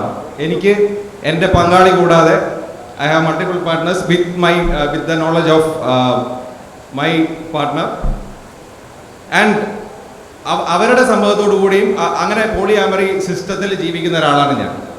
ഒരു രസകരമായൊരു കാര്യം ഞാൻ പറയാം. കുടുംബം എന്നുള്ളൊരു കൺസെപ്റ്റിനെ കുറിച്ച് എൻ്റെ ഒരു കൂട്ടുകാരി, എൻ്റെ ഈ one of my partner told me I need a kid. ആരുടെയാ? ഏത് പെണ്ണായാലും ആദ്യം പറയാ നിന്റെ കുഞ്ഞിനെ വേണം. അവൾ അങ്ങനെയല്ല എൻ്റെ അടുത്ത് പറഞ്ഞത്. നിന്റെ സ്പേം ബിൻസിയുടെ ovum and I will carry and I will give birth and that can also make a family, I feel. and ഞാൻ വെറുതെ പ്രസംഗിക്കുകയല്ല, ഞാനത് ജീവിക്കുകയാണ്, ഞാനത് പ്രവർത്തിച്ച് കാണിക്കുകയാണ്. Thank you. പ്രശാന്ത് അപ്പുലാണ്, വിവാഹിതനാണ്. ചുമ്മാ വിവാഹിതനല്ല, ഗുരുവായൂർ പോയി താലി കെട്ടി വിവാഹിതനായതാണ്. പരിവർത്തനം വർത്തനം എന്നുള്ള പിടിവാശിയൊന്നുമില്ലാതെ യുക്തിവാദിയാണ്. അല്ല, അങ്ങനെയും പറയാം. ഞാനിവിടെ എന്താ വെച്ചാൽ കുടുംബത്തിൻ്റെ സുഖത്തെക്കുറിച്ച് ഇവിടെ പറഞ്ഞു. ആ സുഖത്തിനെ ഒന്ന് ഡിഫൈൻ ചെയ്യാൻ വേണ്ടി മാത്രം ഇവിടെ നിന്നാണ്. കുടുംബത്തിൽ പരമസുഖമാണ്, ഒരു കുഴപ്പമില്ല. എൻ്റെ കുടുംബത്തിൽ എപ്പോഴും പുരുഷാധിപത്യമുണ്ട്, യാതൊരു സംശയവുമില്ല. അതിന് കാരണം എന്താണെന്ന് വെച്ച് കഴിഞ്ഞാൽ, എങ്കിലാണ് എനിക്ക് സുഖം കിട്ടുള്ളൂ. സ്വാഭാവികമാണ്. എനിക്ക് സുഖം കിട്ടുന്ന കാര്യമല്ലേ ഞാൻ നോക്കുള്ളൂ. എൻ്റെ വീട്ടിൽ ഞാൻ സഹായിക്കുന്നു എന്ന് ധരിക്കാറ് മാത്രമേ ഉള്ളൂ. ചെയ്യുന്നതൊക്കെ ഭാര്യ തന്നെയാണ്. ഭാര്യ ഇവിടെ ഉണ്ട്. ഞാൻ ഇരിക്കുന്ന സ്ഥലത്ത് ഒരു ഗ്ലാസ് വെള്ളം വരെ ഭാര്യ കൊണ്ടുവന്നത്. അപ്പോൾ അതുകൊണ്ട് പരമസുഖമാണ്. അത് ആ ഒരു സുഖം അനുഭവിച്ചറിയണം. പിന്നെ എനിക്കും അമ്മയുണ്ടായിരുന്നു. അമ്മയുടെ ഒരു സുഖം എന്തായിരുന്നു എന്ന് വെച്ച് കഴിഞ്ഞാൽ, അമ്മ ഇന്നും, ഞാൻ ഇങ്ങനെ ജാതീയതര വിവാഹം കഴിച്ചുകൊണ്ട് ഞാനിപ്പോൾ വേറെ താമസിക്കുന്നത്. അപ്പം ഞാൻ അമ്മയെ കാണാൻ വേണ്ടി ചെല്ലുമ്പോൾ എത്ര വയ്യെങ്കിലും, എത്ര കിടക്കുന്നിടത്തുനിന്ന് എഴുന്നേറ്റ് അത്ര സുഖമില്ലാതെ കിടക്കുകയാണെങ്കിൽ പോലും അമ്മ എനിക്ക് വേണ്ടുന്ന കാര്യങ്ങൾ ഭക്ഷണം അടക്കം ചെയ്തു തരും. കണ്ടറിയാലോ. അപ്പോൾ ഭക്ഷണം അടക്കം എനിക്ക് വേണ്ടി ചെയ്തു തരുന്ന ഒരാളാണ് എൻ്റെ അമ്മ. പക്ഷെ ഈ അമ്മ പോലും ഒരു പ്രത്യേക ഘട്ടത്തിൽ, അതായത് ഞാൻ വേറെ ജാതിയിൽ വിവാഹം കഴിക്കുന്നു എന്നൊരു അവസ്ഥ വന്നപ്പോൾ അച്ഛൻ പറഞ്ഞതിനപ്പുറം പോയില്ല. ഇത്ര അറ്റാച്ച്മെൻ്റ് ഉള്ള അമ്മ. അപ്പോൾ സ്വാഭാവികമായിട്ടും കുടുംബത്തിൻ്റെ ആ ഒരു സെറ്റപ്പിനെ കുറിച്ച് തന്നെ ഒന്ന് ആലോചിച്ച് നോക്കിയാൽ മതി. ആ സുഖം ഞാൻ എൻ്റെ അനുഭവം കൊണ്ട് പറഞ്ഞത് മാത്രമേ ഉള്ളൂ. പിന്നെ എൻ്റെ ഭാര്യ പറയുകയാണെന്നുണ്ടെങ്കിൽ, പുള്ളിക്കാരത്തിയെ സ്ത്രീ ശാക്തീകരണത്തെക്കുറിച്ച് ഇടയ്ക്കിടയ്ക്ക് പറഞ്ഞ് മനസ്സിലാക്കുന്ന ഒരു പരിപാടി എനിക്കുണ്ട്. പുള്ളിക്കാരത്തിക്ക് മനസ്സിലാവില്ല എന്ന് എനിക്കറിയില്ല, ഞാൻ പറഞ്ഞ് മനസ്സിലാക്കാറുണ്ട്. അതിനൊന്നും ഒരു പരാതിയും പറയാറില്ല. പക്ഷെ പുരുഷാധിപത്യത്തെ ചോദ്യം ചെയ്യുന്ന ഒരേ ഒരു സമയം പുള്ളിക്കാരത്തിൻ്റെ വിശ്വാസത്തെ ചോദ്യം ചെയ്യുമ്പോഴാണ്. താലി ഒന്ന് മാറ്റാമോ എന്ന് വെച്ച് കഴിഞ്ഞാൽ, നിങ്ങളുടെ അത് പറയാൻ വരണ്ട, എനിക്കും എൻ്റെ ഇൻഡിവിജ്വാലിറ്റി ഉണ്ട് എന്ന് പറയും. അതേസമയം ബാക്കി ഏത് സമയത്താണെങ്കിലും ഒരു ചായ തരോ, ഒരു എത്ര വയ്യെങ്കിലും എന്തോരം കഷ്ടപ്പെട്ടിട്ടാണെങ്കിലും എന്നെ എന്താ പറയുക, എന്നെ ചുമന്നുകൊണ്ട് നടക്കാൻ തയ്യാറാണ്, ഒരു കുഴപ്പമില്ല. പക്ഷേ ഈ വിശ്വാസത്തിൻ്റെ കാര്യത്തിലൊക്കെ വരുമ്പോൾ പുരുഷാധിപത്യത്തെ കടിച്ചു കീറുന്ന ഒരു സിംഹമായിട്ടല്ല, സിംഹിണിയായിട്ട് അവൾ മാറും. അതിന് കാരണം എന്താണെന്ന് എനിക്ക് ഇതുവരെ മനസ്സിലായിട്ടില്ല. അതൊരു കുടുംബത്തിൻ്റെ സെറ്റപ്പ് തന്നെയാണ്. ഇത് തന്നെയാണ് എൻ്റെ അമ്മയുടെ അവസ്ഥ. അപ്പോൾ കുടുംബത്തിന് സുഖമില്ലെന്ന് ഞാൻ പറയല, കുടുംബം വളരെ സുഖമാണ്. പക്ഷെ അത് പുരുഷൻ്റെ കാഴ്ചപ്പാടിൽ നോക്കുമ്പോഴാണ് എന്നുള്ള ഒറ്റ കാര്യമുള്ളൂ. അപ്പോൾ ഇതെൻ്റെ ചെറിയ ഇത് പറയാൻ വേണ്ടി വന്നിരുന്നു. ഞാൻ ആലി,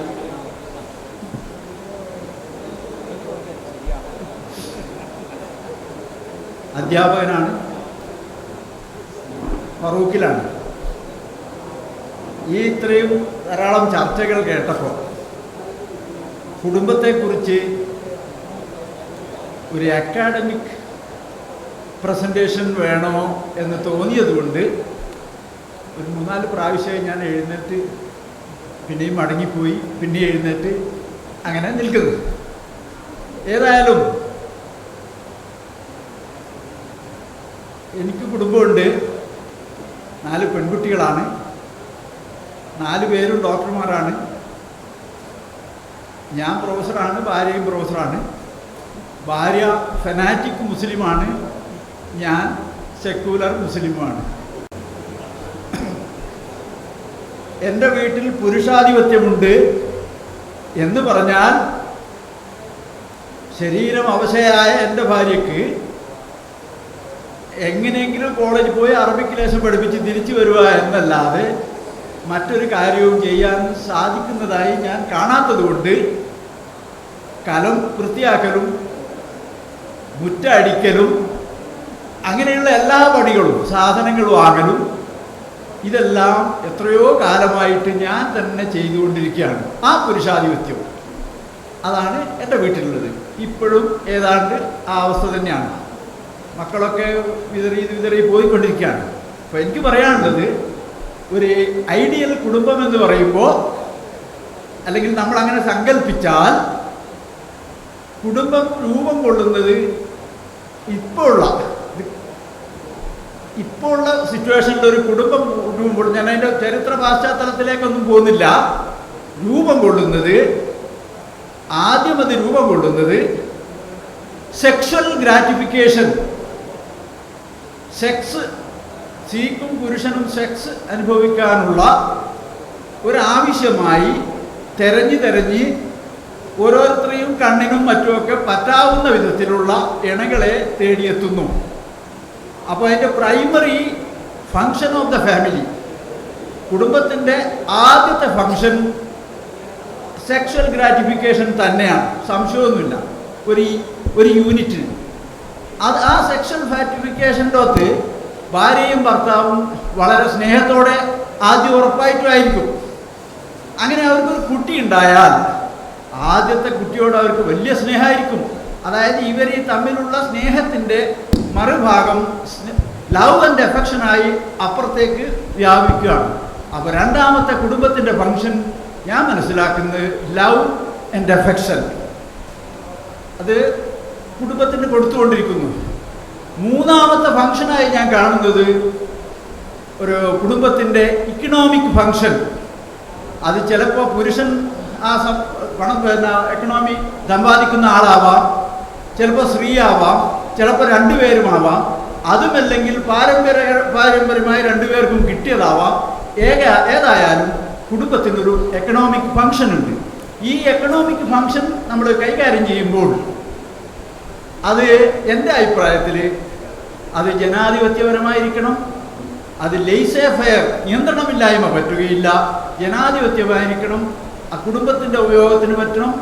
അത് കഴിഞ്ഞ് ബാക്കിയുണ്ടെങ്കിൽ കുടുംബത്തിൻ്റെ എക്സ്റ്റൻറ്റിലേക്ക് അത് ചെല്ലേണ്ട സ്ഥലത്ത് ചെല്ലണം. സമൂഹത്തിൻ്റെ തലങ്ങളിലേക്ക് എവിടെയെങ്കിലും അത് ചെല്ലണമെങ്കിൽ അവിടെ ചെല്ലണം. ഇങ്ങനെയുള്ളതായിരിക്കണം ഒരു കുടുംബത്തിൻ്റെ എക്കണോമിക് ഫങ്ഷൻ. അല്ലാതെ പുരുഷന് കിട്ടുന്ന പൈസ കൊണ്ടുപോയിട്ട് ബീവറേജ് കോർപ്പറേഷൻ്റെ ഔട്ട്ലെറ്റിൽ ചെന്നിട്ട് വളരെ അച്ചടക്കത്തോടു കൂടി നിന്ന് മറ്റൊരു സ്ഥലത്തുമില്ലാത്ത അച്ചടക്കത്തോടുകൂടി കുപ്പിയിലുള്ള ദ്രാവക ദൈവത്തെ ആരാധിച്ചുകൊണ്ട് നിൽച്ച് ഭർത്താവ് വരുന്നത് 4 കാലിലാണെങ്കിൽ ആ കുടുംബത്തിന് യാതൊരു രക്ഷയില്ല. അപ്പോൾ അവിടെ ആ യൂണിറ്റി നിലനിൽക്കണമെങ്കിൽ ഡിസിപ്ലിൻ, ആരെന്ത് പറഞ്ഞാലും ശരി ഒരു പ്രൈമറി ഡിസിപ്ലിൻ അവിടെ മെയിൻറ്റെയിൻ ചെയ്തിരിക്കണം, ഉറപ്പാണ്. ബാക്കി കാര്യങ്ങൾ ഞാൻ നിങ്ങൾക്ക് വിട്ടിരിക്കുന്നു.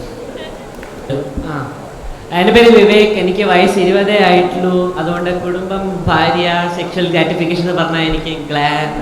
So what I am going to speak about is എനിക്ക് എൻ്റെ concept of an ideal family. ഇവിടെ എല്ലാവരും പറയുന്നു, ചിലർ പറയുന്നു ഫാമിലി എന്ന് പറഞ്ഞൊരു കൺസെപ്റ്റ് നമുക്ക് വേണ്ട, കുടുംബം എന്ന് പറയുന്നത് വേസ്റ്റാണ്. ചിലർ പറയുന്നു കുടുംബം വേണ്ടത് തന്നെയാണ്, നമ്മളെ പലതും പഠിപ്പിക്കുന്നത്.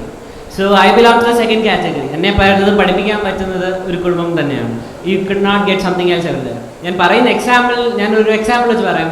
ഫോർ എക്സാമ്പിൾ, അതായത് എൻ്റെ ക്ലാസ്സിലൊരു എൻ്റെ കൂടെ കഴിഞ്ഞ വർഷം പഠിച്ചൊരു പയ്യനുണ്ടായിരുന്നു. അവൻ്റെ അച്ഛൻ എന്ന് പറയുന്നത് UDF-ലെ സംസ്ഥാന സെക്രട്ടറി, അങ്ങനെ എന്തോ ഒരു വലിയ ഹൈ പോസ്റ്റ്.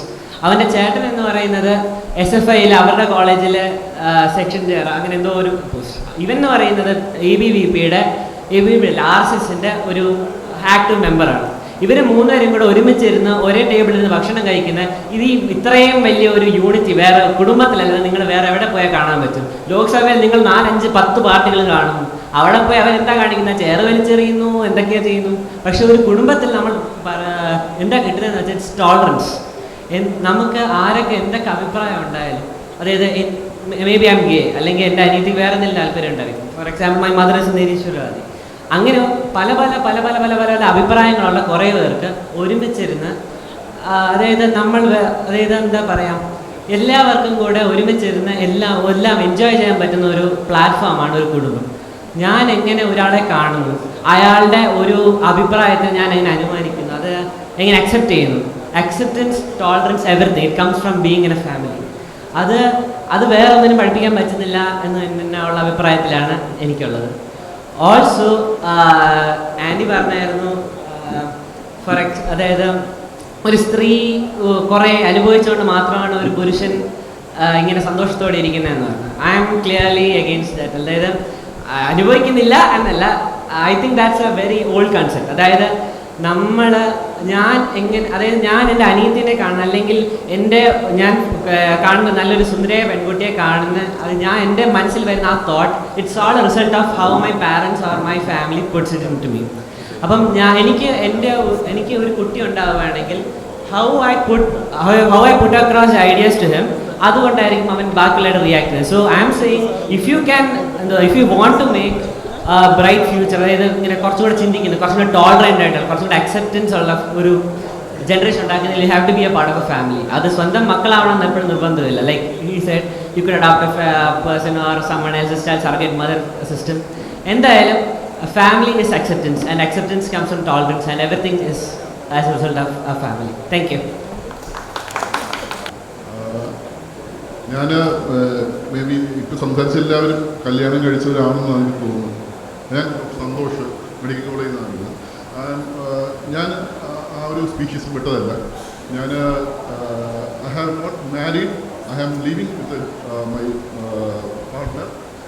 എനിക്കൊരു കുട്ടിയുണ്ട്. നമുക്ക് രജിസ്റ്റർ ചെയ്തിട്ടുമില്ല, കല്യാണം കഴിച്ചിട്ടുമില്ല. So we have been living for like last 15 years together. ഏറ്റവും ഒരു ഇഷ്യൂ ഇത് നേരത്തെ പറഞ്ഞ പോലെ ഒരു പാർട്ട്ണർ വേണം. കുടുംബജീവിതത്തിനകത്തിലപ്പുറത്തേക്ക് ഒരു പാർട്ട്ണർ വേണമോ വേണ്ടയോ എന്നുള്ള, അതുപോലെ ജലസിയുടെ ഇഷ്യൂസൊക്കെ എവല്യൂഷണറി ആയിട്ട് ബന്ധപ്പെട്ട് നിൽക്കുകയാണെന്ന് ചോദിച്ചാൽ എൻ്റെ അഭിപ്രായം തീർച്ചയായും അങ്ങനെയാണെന്നുള്ളതാണ്. ഇറ്റ്സ് ബേസിക്കലി മനുഷ്യരൊരു സാമൂഹ്യ ജീവിയാണ്. അതിനപ്പുറത്തേക്ക് ഇത് ആൻസ് പോലെ അല്ലെങ്കിൽ ബീസ് പോലെയൊക്കെ സാമൂഹ്യമായിട്ട് ഒരുമിച്ച് ജീവിക്കുന്നതും പെയർ ചെയ്യുന്നതുമായിട്ട് ആൾക്കാർ നെർച്ചറിങ്, ഏറ്റവും വലിയ ഡിഫറൻസ് വരുന്നത് നെർച്ചറിങ്ങിലാണ്. ജനിച്ചു കഴിഞ്ഞാൽ 10 മുതൽ 15 വർഷം വരെയെങ്കിലും ഒരു ഓഫ്സ്പ്രിങ്ങിനെ കെയർ ചെയ്തില്ലെങ്കിൽ അതൊരു അഡൽട്ടായിട്ട് ജീവിക്കുവാനും സമൂഹത്തിന് കാര്യമായി ഇടപെടുവാനും കഴിയാതെ വരുന്ന ഒരു അവസ്ഥയാണ് മനുഷ്യനുള്ളത്. അതുപോലെയാണ് ചില ബേർഡ്സിനും പറക്കാൻ കഴിയാൻ പറ്റത്തില്ല. അപ്പോൾ അതുവരെയെങ്കിലും അതിനെ നേർച്ചർ ചെയ്യുന്ന ഒരു അവസ്ഥ അതിൻ്റെ ജനിപ്പിക്കുന്ന പാരൻസിനോ അല്ലെങ്കിൽ സമൂഹത്തിനോ ഉണ്ട്. അതിൻ്റെ ഭാഗമായിട്ടാണ് വാസ്തവത്തിൽ നമുക്ക് എവിടെ ചെന്ന് കഴിഞ്ഞാൽ, ഏത് കോണ്ടിനെന്റ് ചെന്ന് കഴിഞ്ഞാലും പെയറിങ് നടക്കുന്നുണ്ട്. ഫാമിലി ഇല്ലെങ്കിൽ ഈ പറഞ്ഞ ഒരുമിച്ച് നിന്ന് കുട്ടികളെ പഠിപ്പിച്ച് വലുതാക്കുന്ന ഒരു ഏർപ്പാട് എല്ലാ കോണ്ടിനെന്റിലും എല്ലാ മനുഷ്യന്മാരിലും പണ്ട് മുതൽ തന്നെ ഉണ്ടായി വരുന്നതാണ്. ഇതൊരു പുതിയ ഏർപ്പാടല്ല. ഇത് നർച്ചറിങ് ആവശ്യമായിട്ടുള്ള സ്പീഷീസിന് എല്ലാം തന്നെ ആവശ്യമായി വരുന്നതാണ്. അപ്പോൾ ഒരിക്കലും നമുക്ക് ഈ പെയറിങ് ഇല്ലാതെ നടക്കുകയില്ല. രണ്ടാമത്തെ കാര്യം, ഈ പെയറിങ് നടത്തുന്നത് തീർച്ചയായും ഒരു പെൺകുട്ടിയോട് ആൺകുട്ടി ഐ ലവ് യു എന്ന് ചോദിച്ചു കഴിഞ്ഞാൽ പെൺകുട്ടി തീർച്ചയായും ചോദിക്കുന്ന ഒരു ഒറ്റ ക്വസ്റ്റ്യനേ ഉള്ളൂ, will you B with me or will you marry me എന്നാണ് ചോദിക്കുന്നത്. ആ ക്വസ്റ്റ്യൻ ഒരു എവല്യൂഷണറി ക്വസ്റ്റ്യൻ ആണ്. എന്ന് വെച്ച് കഴിഞ്ഞാൽ ഈ കുട്ടിയെ വളർത്താൻ നീ എൻ്റെ കൂടെ ഒപ്പം നിൽക്കുമോ ഇല്ലയോ എന്നുള്ള ക്വസ്റ്റ്യൻ. അങ്ങനെ നിൽക്കുന്ന ഒരാളോട് കൂടെ മാത്രമേ ഈ പെൺകുട്ടി സെക്സ് നടത്തുകയുള്ളൂ, അല്ലെങ്കിൽ സെക്സ് നടത്താൻ താല്പര്യപ്പെടുകയുള്ളൂ. ഇറ്റ്സ് ഒരു ജീവിതത്തോടുള്ള നമ്മുടെ സ്പീഷീസിൻ്റെ നിലനിൽപ്പുമായി ബന്ധപ്പെട്ട ഒരു വിഷയമായതുകൊണ്ട് തന്നെ നമുക്ക് അത് അങ്ങനെ തന്നെ കാണണമെന്നുണ്ട്. അല്ലാതെ ഒരു ഈ കൂടെ നിൽക്കുന്ന ആണ് ഈ കുട്ടിയെ ജനിപ്പിച്ച ശേഷം വേറെ ഒരാളോട് പോകുമ്പോൾ, വേറെ പെൺകുട്ടിയോട് പോകുമ്പോൾ it is sharing of resource for the species. ആ കുട്ടിയുടെ റിസോഴ്സ് വേറെ ആൾക്ക് ഷെയർ ചെയ്യപ്പെടുമെന്നുള്ളൊരു വിഷയം അവിടെ ഉണ്ട്, അതുപോലെ ഉണ്ട്. അതേസമയം മേൽ സംബന്ധിച്ച് വെച്ചാൽ ആ വിഷയമില്ല. മെയിലിനും ഫീമെയിലിനും കുട്ടിയെ ജനിപ്പിക്കുന്ന ഒരു ഒറ്റ ഇഷ്യൂ മാത്രമേ ഉള്ളൂ, കുട്ടിയെ ജനിപ്പിക്കുക എന്ന് മാത്രമേ ഉള്ളൂ. കുട്ടിയെ ജനിപ്പിക്കുക വിഷയം ഫീമെയിലിനെ സംബന്ധിച്ചിടത്തോളം ആ കുട്ടിയെ വളർത്തുക എന്നൊരു പ്രധാനപ്പെട്ട കടമയുണ്ട്. അത് മൊത്തമായി തന്നെ എല്ലാ സ്പീഷീസിലുള്ളതാണ്. മെയിൽസിനെ സംബന്ധിച്ചിടത്തോളം അടുത്ത കുട്ടി വേറെ ഈ ബീജം വേറെ എവിടെയെങ്കിലും വിതയ്ക്കുക എന്നുള്ളൊരു ഏർപ്പാടും കൂടെ ഉണ്ട്. അതിന് അയാൾ പുറത്തേക്ക് പോവുക തന്നെ ചെയ്യും. So what we see is every relations may be for 4 to 8 years കഴിയുമ്പോൾ എല്ലാ റിലേഷൻസിനകത്തും ഒരു പ്രത്യേക ഈ പറയുന്ന ഒരു ഡിക്ലൈനേഷൻ ഉണ്ടാവുകയും ആൾക്കാരും സ്വാഭാവികമായിട്ട് മെജോറിറ്റി ആൾക്കാർ മേ ബി ഞാൻ നേരത്തെ നമ്മൾ ഒരു സ്റ്റാറ്റിസ്റ്റിക്സ് പറയുന്നത് തന്നെ മെജോറിറ്റി ആൾക്കാരും ഗോ ഫോർ അനദർ റിലേഷൻസ്. അപ്പോൾ ഈ ഒരു കോണ്ടെക്സ്റ്റിലാണ് നമ്മൾ വാസ്തവത്തിൽ എൻ്റെ റിലേഷൻസിനെയും ബാക്കി ഇവിടെ ഉള്ള എല്ലാ റിലേഷൻസിലും കാണാൻ something it is directly related to existence or സ്പീഷീസിൻ്റെ നിലനിൽപ്പുമായി ബന്ധപ്പെട്ട ഇഷ്യൂ തന്നെയാണ്. At the same time, I just finish it off. I just finishing it off.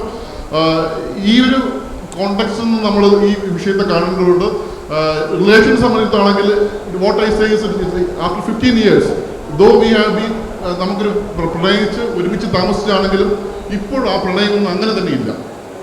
It has been declared. We have reached a different relation. She is my colleague. She is mother of my son. But we don't have much more relations than that at this point. ഇപ്പോൾ എനിക്ക് വേറെ relations ഉണ്ടാവും. She might have different relations. It's a different issue. But the relation now is totally different than what we started at the beginning. That's the issue. Thank you.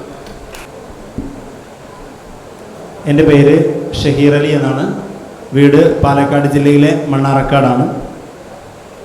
യുക്തിവാദവുമായി ബന്ധപ്പെട്ടുകൊണ്ടുള്ള എൻ്റെ ആദ്യത്തെ അനുഭവമാണ് ഇന്നത്തെ programme. ആദ്യമായിട്ടാണ് ഇത്തരത്തിലുള്ളൊരു പ്രോഗ്രാമിൽ ഞാൻ പങ്കെടുക്കുന്നത്. ഏതായിരുന്നാലും ഒരുപാട് അഭിപ്രായങ്ങളും ചർച്ചകളും കേട്ട് കഴിഞ്ഞു. എന്നെ സംബന്ധിച്ച് 4 ഭാര്യമാരുള്ള ഒരച്ഛൻ്റെ മകനാണ് ഞാൻ, എൻ്റെ കാഴ്ചപ്പാട്. പക്ഷേ അദ്ദേഹം എന്നോട് പറഞ്ഞിട്ടുള്ളത് 7 പേരെ കല്യാണം കഴിച്ചിട്ടുണ്ടെന്നാണ്. 3 പേരെ ഞാൻ കണ്ടിട്ടില്ല. പക്ഷേ അങ്ങനെയൊക്കെ ആയിട്ടും ഞാനും സാമ്പ്രദായികമായിട്ട് ഉള്ള നമ്മുടെ നാട്ടിലൊക്കെ ഉള്ളതുപോലെ, പ്രത്യേകിച്ച് ഞങ്ങളെ നാട്ടിൽ മലപ്പുറം ടച്ച് ചെയ്ത് നടക്കുന്നൊരു നാട്ടിലുള്ളതുപോലെ ഒരു അറേഞ്ച്ഡ് മാരേജ് കല്യാണം കഴിഞ്ഞു. 2 കുട്ടികളുണ്ട്, 2 ആൺകുട്ടികളാണ്. ഞാൻ പറയുന്നത് ഇത്തരത്തിലുള്ള ഒരു വലിയ പ്രശ്നം അനുഭവിച്ച ആളായിരുന്നിട്ട് പോലും ഞാൻ ചിന്തിക്കുന്നത് കല്യാണത്തെക്കുറിച്ച് അല്ലെങ്കിൽ വിവാഹത്തെക്കുറിച്ച് അല്ലെങ്കിൽ വിവാഹ ജീവിതത്തെക്കുറിച്ച് ഇത്തരത്തിലുള്ള കൺസെപ്റ്റുകളെ കുറിച്ചൊക്കെ ചിന്തിക്കുന്നത് കല്യാണം കഴിഞ്ഞ് കുറേ കഴിഞ്ഞതിന് ശേഷമാണ്. ഞാൻ പറയുന്നത് ഇവിടെ പല വിവാഹങ്ങളെക്കുറിച്ചും പല കുടുംബജീവിതത്തെക്കുറിച്ചും നമ്മൾ സംസാരിച്ചു. ഇതൊക്കെ നമ്മൾ ജീവിതത്തിൽ പലരും അവരവരുടെ ഇഷ്ടത്തിനനുസരിച്ച് ചെയ്യേണ്ടതാണ്. നമ്മൾ ഒരു സാമൂഹ്യ ജീവി ആയതുകൊണ്ട് നമുക്ക് ഒരു കുടുംബം അല്ലെങ്കിൽ മറ്റു വ്യക്തികളുമായി ബന്ധപ്പെട്ടുകൊണ്ട് മാത്രമേ ജീവിക്കാൻ കഴിയൂ. പക്ഷേ കുടുംബം വേണമോ വേണ്ടയോ അത് ഏത് രൂപത്തിലായിരിക്കണമെന്ന് ഓരോ വ്യക്തിയുടെയും സ്വാതന്ത്ര്യമാണ്. പക്ഷെ അതിൻ്റെ മുമ്പ് നാം ചെയ്യേണ്ടത് നമ്മുടെ വിദ്യാഭ്യാസ രംഗത്ത് ഈ കുടുംബത്തെ സംബന്ധിച്ചിട്ടുള്ള കാഴ്ചപ്പാടുകൾ തീർച്ചയായിട്ടും പ്രാഥമിക തലം മുതൽ തന്നെ നൽകണമെന്നുള്ളൊരു വിനീതമായ അഭിപ്രായമാണ് പ്രത്യേകിച്ച് അധ്യാപക സമൂഹത്തോട് എനിക്ക് നൽകാനുള്ളത്. കാരണം ഇതിൽ 2 തലങ്ങളുണ്ട്. ഞാൻ TTC പഠിച്ച ഒരാളാണ്. നിലവിൽ അധ്യാപകൻ അല്ലെങ്കിൽ പോലും TTC പഠിച്ചിരുന്ന കാലത്ത് ഞങ്ങൾ സംവാദങ്ങളിൽ ഏർപ്പെടാറുണ്ടായിരുന്നു. അങ്ങനെ ഒരു ചർച്ച വന്നു, ഈ കുടുംബത്തെക്കുറിച്ചൊരു ചർച്ച വന്നു. ചർച്ച വന്നത് ഞാൻ എൻ്റെ ടീച്ചിങ് പ്രാക്ടീസിൻ്റെ സമയത്ത് കുട്ടികളോട് ചോദിച്ചു. ആ കുട്ടികളോട് ചോദിച്ച ചോദ്യം ഞാൻ ഇന്നതാണ്: നിങ്ങൾ വീട്ടിലേക്ക് തിരിച്ചു ചെല്ലുന്ന സമയത്ത് നിങ്ങളുടെ അമ്മ വീട്ടിലുണ്ടാവുന്നതാണോ ഉണ്ടാവാതിരിക്കുന്നതാണോ നിങ്ങൾക്ക് ഇഷ്ടം? എല്ലാ കുട്ടികളും ഒരേ ഉത്തരം പറഞ്ഞു, ഞങ്ങൾക്ക് ഞങ്ങളുടെ അമ്മ ഉണ്ടാകുന്നതാണ് ഇഷ്ടം. നിങ്ങൾ സ്കൂളിലേക്ക് വരുന്ന സമയത്ത് നിങ്ങളുടെ അമ്മ വീട്ടിലുണ്ടാവുന്നതാണോ അല്ലാത്തതാണോ ഇഷ്ടം? ഞങ്ങൾ സ്കൂളിലേക്ക് പോരുമ്പോൾ ഞങ്ങളുടെ അമ്മ ഉള്ളതാണ് ഞങ്ങൾക്ക് ഇഷ്ടം. ഇല്ലാത്ത കുറെ സമൂഹത്തെക്കുറിച്ച് ഞാൻ പഠിച്ചു, ചിന്തിച്ചു, അറിഞ്ഞു. കുട്ടികൾ ചെല്ലുമ്പോൾ CD കണ്ടിട്ടും മറ്റുള്ള കാര്യങ്ങളിൽ ഏർപ്പെട്ടിട്ടും ആ കുട്ടികളൊക്കെ വേറെ ഏതോ ലോകത്ത് എത്തിച്ചേരുകയും ആ കുട്ടികളുമായിട്ടുള്ള ബന്ധങ്ങൾ നല്ലൊരു കുടുംബജീവിതത്തിൽ അല്ലെങ്കിൽ ഒരിക്കലും ഉണ്ടാവില്ല എന്നുള്ളത് കൊണ്ട് തന്നെ കുടുംബജീവിതം എന്നുള്ളത് ഓരോരുത്തരുടെയും ഇഷ്ടമാണ്, അവരവരുടെ ഇഷ്ടത്തിനനുസരിച്ചാണ് പോകേണ്ടതുള്ളതെങ്കിലും കൂടുമ്പോൾ ഇമ്പമുണ്ടാകുന്നതാണ് കുടുംബം എന്നുള്ള മഹത്തായ അർത്ഥമുണ്ടെങ്കിൽ കുടുംബജീവിതം സാധ്യമാകും. അങ്ങനെയുള്ള സമൂഹമാണ് നമ്മുടെ നാട്ടിൽ വളർന്നു വരേണ്ടത് എന്ന് മാത്രം എൻ്റെ വിനീതമായ അഭിപ്രായം രേഖപ്പെടുത്തിക്കൊണ്ട് ഞാൻ നിർത്തുന്നു. നന്ദി, നമസ്കാരം. എൻ്റെ പേര് സദീഖത്ത് എന്നാണ്. ഞാനൊരു അധ്യാപികയാണ്. ഒരു അധ്യാപിക എന്ന നിലയ്ക്ക് മാത്രമാണ് ഞാനിവിടെ സംസാരിക്കുന്നത്. ഇവിടെ മിസ്റ്റർ ജോസ് എന്ന് പറയുന്ന ആൾ ലിവിങ് ടുഗദറിനെ കുറിച്ച് പറഞ്ഞു. അങ്ങനെ ലിവിങ് ടുഗദറിന് ജീവിക്കുന്നതിനെക്കുറിച്ച് എനിക്ക് അഭിപ്രായ വ്യത്യാസമൊന്നുമില്ല. പക്ഷേ അതാണ് മികച്ചത് എന്നുള്ളൊരു അഭിപ്രായത്തോട് എനിക്ക് യോജിപ്പില്ല. കുടുംബം വേണ്ടത് തന്നെയാണ്.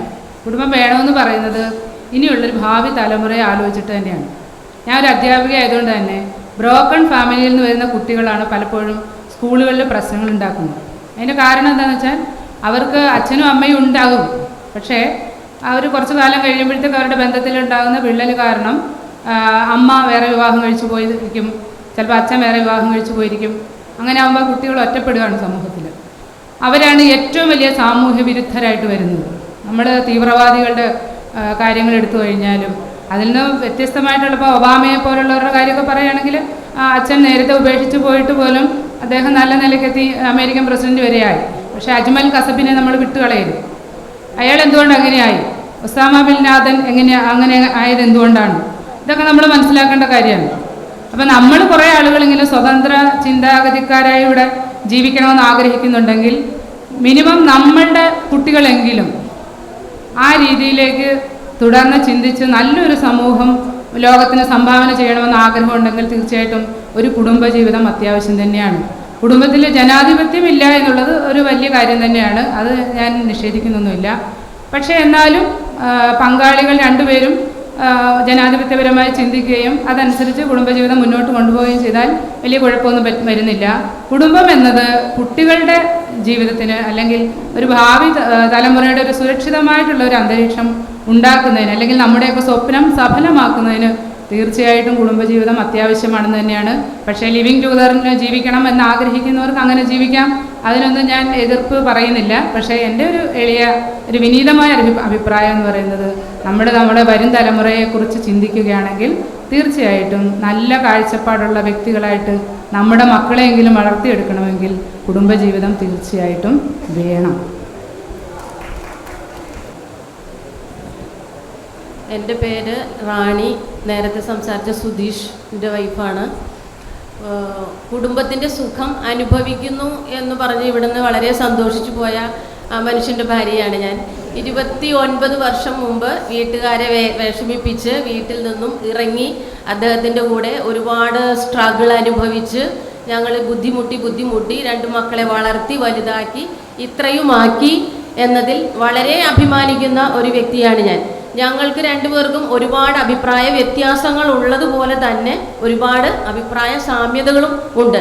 ആ അഭിപ്രായ വ്യത്യാസങ്ങൾ ഉണ്ടാകണം. നമ്മൾ 2 ജീവിത സാഹചര്യത്തിൽ നിന്നും 2 മാതാപിതാക്കളിൽ നിന്നും 2 ജാതി മതത്തിൽ നിന്നും വന്ന ആളുകളായതിൻ്റെ പേരിൽ തീർച്ചയായിട്ടും ഒരു കുടുംബത്തിൽ ജീവിക്കുമ്പോൾ ഒരു മുറിയിൽ താമസിക്കുമ്പോൾ തീർച്ചയായും അഭിപ്രായ വ്യത്യാസങ്ങൾ ഉണ്ടാകണം. അതിനെ മറികടന്ന് നമ്മുടെ ജീവിതം മുന്നോട്ട് പോയി മറ്റുള്ളവർക്ക് മാതൃകയാകുമ്പോഴാണ് നമ്മളുടെ ജീവിതം വിജയിച്ചു എന്ന് നമുക്ക് തോന്നുന്നത്. ഞങ്ങളുടെ 2 മക്കളും ഇന്ന് ജാതിയും മതവും ഇല്ലാതെ ഒരാൾ വിവാഹിതനായി, ആ കുട്ടിയും ഞങ്ങളോടൊപ്പം തന്നെ ജാതി മത ചിന്തകളൊന്നുമില്ലാതെ അവൾ ഞങ്ങളുടെ മകളെ പോലെ തന്നെയാണ് ഇന്ന് ഞങ്ങളുടെ വീട്ടിൽ താമസിക്കുന്നത്. ഞങ്ങൾക്ക് മകളില്ലാത്തത് കൊണ്ട് ആ മകളുടെ സ്നേഹം കൊടുത്തുകൊണ്ട് മകളെ പോലെ തന്നെയാണ് ഞങ്ങൾ ഇന്ന് അവളെ കരുതിയിരിക്കുന്നത്. ഞങ്ങൾ 5 പേർക്കും ഒരേ അഭിപ്രായം, ഒരു കുടക്കീഴിലിരുന്ന് ഞങ്ങളുടെ എല്ലാ അഭിപ്രായങ്ങളും ഒരുമിച്ച് ഓരോരുത്തർക്കും പറയാനുള്ള അഭിപ്രായങ്ങൾ കേട്ട് ഞങ്ങളൊരു തീരുമാനമെടുത്ത് മുന്നോട്ട് പോകുന്ന ആൾക്കാരാണ്. ഇന്ന് കെടാമംഗലം എന്ന സ്ഥലത്ത് ഞങ്ങളുടെ വീട് അല്ലെങ്കിൽ ഞങ്ങളുടെ കുടുംബം ഒരു സെക്കുലർ കുടുംബം എന്നതിലുപരി ഒരു കുടുംബത്തിൻ്റെ ഒരു കൂട്ടായ്മയ്ക്ക് ഒരു ഉദാഹരണം എല്ലാവരും പ്രത്യേകിച്ച് നോക്കിക്കൊണ്ടിരിക്കുന്ന അല്ലെങ്കിൽ ശ്രദ്ധിക്കുന്ന ഒരു കുടുംബമായിട്ടാണ് ഇന്ന് അവിടെ അറിയപ്പെടുന്നത്. തോപ്പിൽ സുധീഷ് അല്ലെങ്കിൽ തോപ്പിൽ റാണി ഒരു ഇലക്ഷന് ഞാൻ നിന്നിരുന്നു. എൻ്റെ പേരിൽ അദ്ദേഹത്തിൻ്റെ പേര് റാണി സുധീഷ് എന്ന് ചേർക്കാൻ സമ്മതിച്ചില്ല. അങ്ങനെ വേണ്ട, നിനക്ക് നിൻ്റെ വ്യക്തിത്വമുണ്ട്, എനിക്ക് എൻ്റെ വ്യക്തിത്വമുണ്ട്, എൻ്റെ പേര് നിൻ്റെ പേരിൻ്റെ വാലിൽ വേണ്ടതല്ല. തോപ്പിൽ എന്നാണ് ഹസ്ബൻഡിൻ്റെ വീട്ടുപേര്, തോപ്പിൽ റാണി എന്നാക്കിയാൽ മതി എന്ന് പറഞ്ഞിട്ടാണ് തോപ്പിൽ റാണി എന്ന് പറഞ്ഞാണ് ഇലക്ഷന് പേര് വെച്ചത്. ഇതുപോലെ തന്നെ ഓരോ ജോലി കാര്യങ്ങളിലും വീട്ടിലെ ഓരോ ജോലി കാര്യങ്ങളിലും മുറ്റമടിക്കും. റോഡ് സൈഡിലാണ് വീട്, അതിൻ്റെ പേരിൽ റോഡിൽ വക്കത്ത് മാത്രമേ ഒരു പുറത്ത് മതിലിന് പുറത്തൊരു അല്പം സ്ഥലമുണ്ട്. അദ്ദേഹം രാവിലെ പോയി മുറ്റമടിക്കും. അപ്പം ഞാൻ പറയും ആൾക്കാർ കണ്ട നാണക്കേടാണ് മുറ്റമടിക്കണത്. അത് വർഷങ്ങൾക്ക് മുമ്പേ ഉള്ളതാണ്. അതിപ്പോൾ എനിക്ക് മാറി. ഇപ്പോൾ എനിക്ക് അങ്ങനത്തെ ഒരു കോംപ്ലക്സ് ഇല്ല. കാരണം പെണ്ണിനും ആണിനും യാതൊരു വ്യത്യാസവും ഇല്ല എന്ന് ഞാനിപ്പോൾ മനസ്സിലാക്കി. കാരണം ഞങ്ങളുടെ വീട്ടിലിപ്പോൾ എന്തെങ്കിലും ഞങ്ങൾ രണ്ടുപേരും കൂടി ഒരു ബിസിനസ് നടത്തുന്നതാണ്. ഈ ബിസിനസ് നടത്തുന്ന സ്ഥാപനം ആകെ അടച്ചിടുന്നത് ആരെങ്കിലും മരിക്കണം. ആരെങ്കിലും മരിച്ചു കഴിഞ്ഞാൽ അവിടെ പോകാനായിട്ട് ഈ സ്ഥാപനം പൂട്ടിയിടും, അല്ലാതെ പൂട്ടാറില്ല. ആകെ പൂട്ടാറുള്ളത് സ്വതന്ത്ര ലോകം പരിപാടിക്കും യുക്തിവാദ പഠന കേന്ദ്രത്തിലെ പരിപാടിക്ക്, ഇതുപോലുള്ള പരിപാടിക്ക് മാത്രമാണ് ഞങ്ങൾ പൂട്ടിപ്പോകാറുള്ളത്.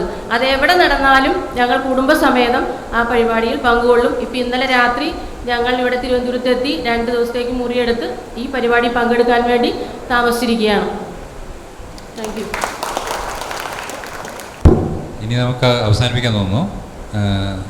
അവസാനത്തെ ചില കമൻസിനായിട്ട് ഡോക്ടർ ബീനയും ഫൗസി ടീച്ചർ.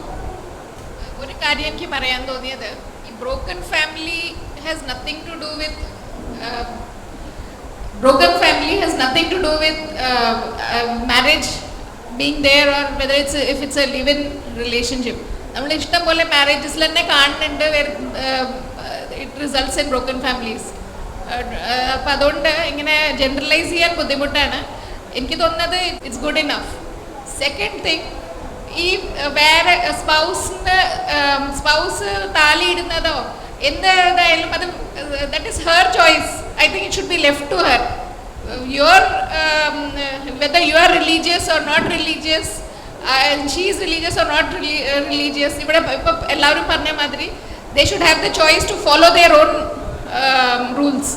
ഈ താലി ഇടാൻ പാടില്ല അല്ല ഇടണം എന്നൊക്കെ പറയുന്നത് ഇത്തിരി അങ്ങോട്ട് പോയി ഇത് ഇറ്റ്സ് എന്താ പറയുക, യു ആർ ട്രൈങ് ടു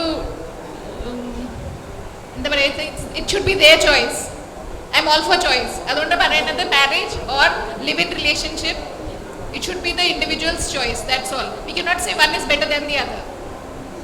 സുഹൃത്തുക്കളെ, നമുക്ക് ഈ വിഷയം ഇവിടെ അവസാനിപ്പിക്കേണ്ടതുണ്ട്. അപ്പോൾ ഇവിടെ പലതരത്തിലുള്ള ചർച്ചകൾ കുടുംബത്തെക്കുറിച്ച് പല കൺസെപ്റ്റുകളും വന്നു.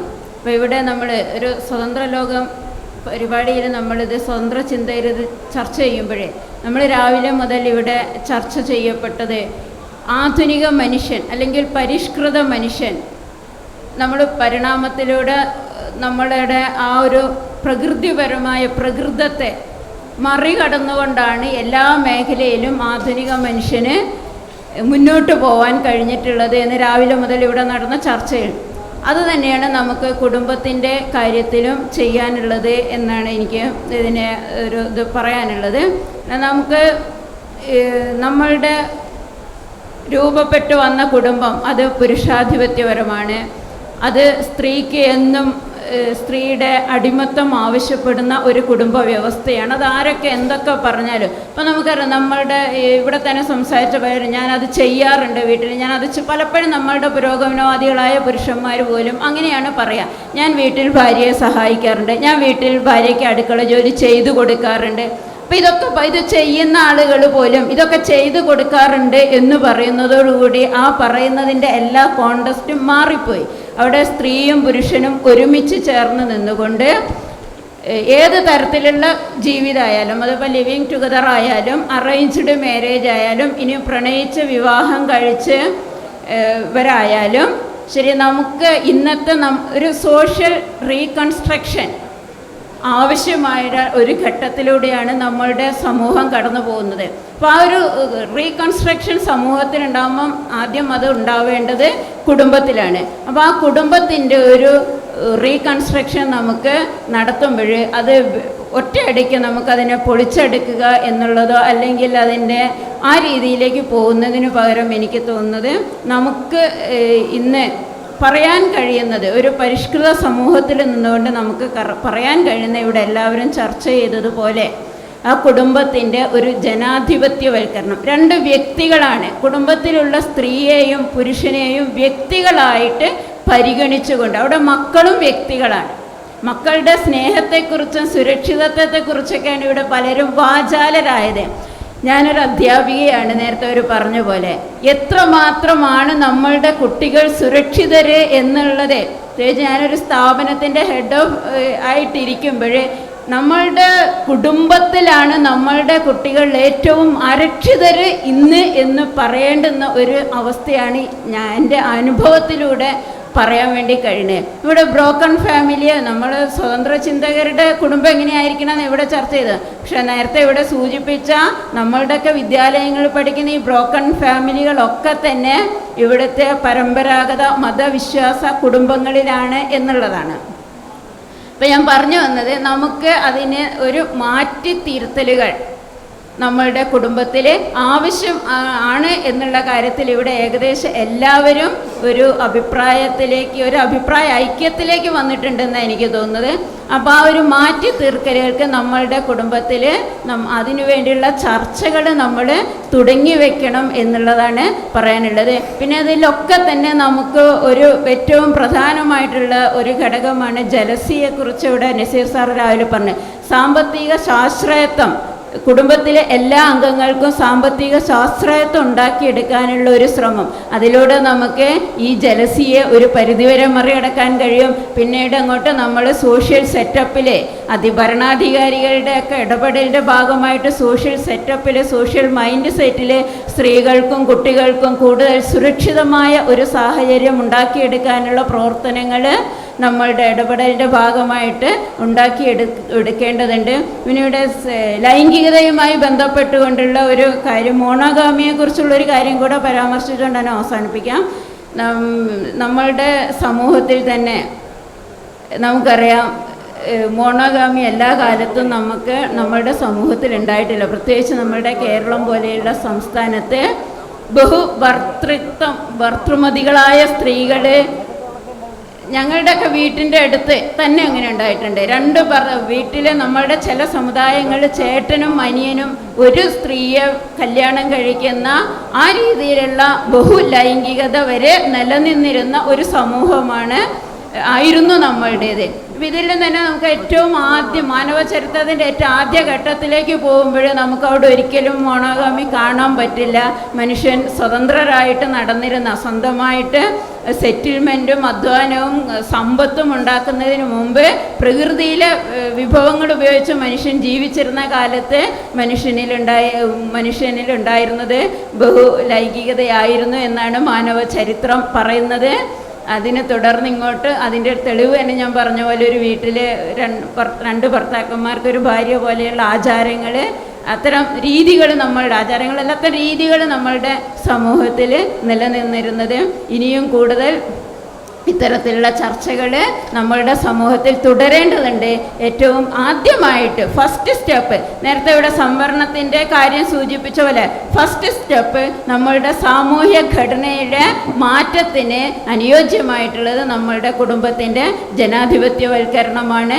അതിനുള്ള ഒരു ചെറിയ ചിന്തയെങ്കിലും, ഒരു ചെറിയ തോന്നലെങ്കിലും നമ്മൾ ഫാസിസത്തിനെതിരെ നമ്മൾ പുറത്തൊരുപാട് പ്രസംഗിക്കുമ്പോഴും നമ്മളുടെ കുടുംബത്തിൻ്റെ ഉള്ളിൽ നമ്മൾ ഓരോരുത്തരും, അത് സ്ത്രീയായാലും പുരുഷനായാലും, നമ്മളുടെ കുടുംബത്തിൻ്റെ ഉള്ളിൽ നമ്മൾ ഫാസിസ്റ്റ് ആവാതിരിക്കാനുള്ള ശ്രമം നടത്തുക. നന്ദി ഫൗസിയ ടീച്ചർ. നമുക്ക് ഈ ഓപ്പൺ ഫോറം കൺക്ലൂഡ് ചെയ്യാം തോന്നുന്നു. ഇതിൽ പങ്കെടുത്ത എല്ലാവർക്കും നന്ദി, നമസ്കാരം.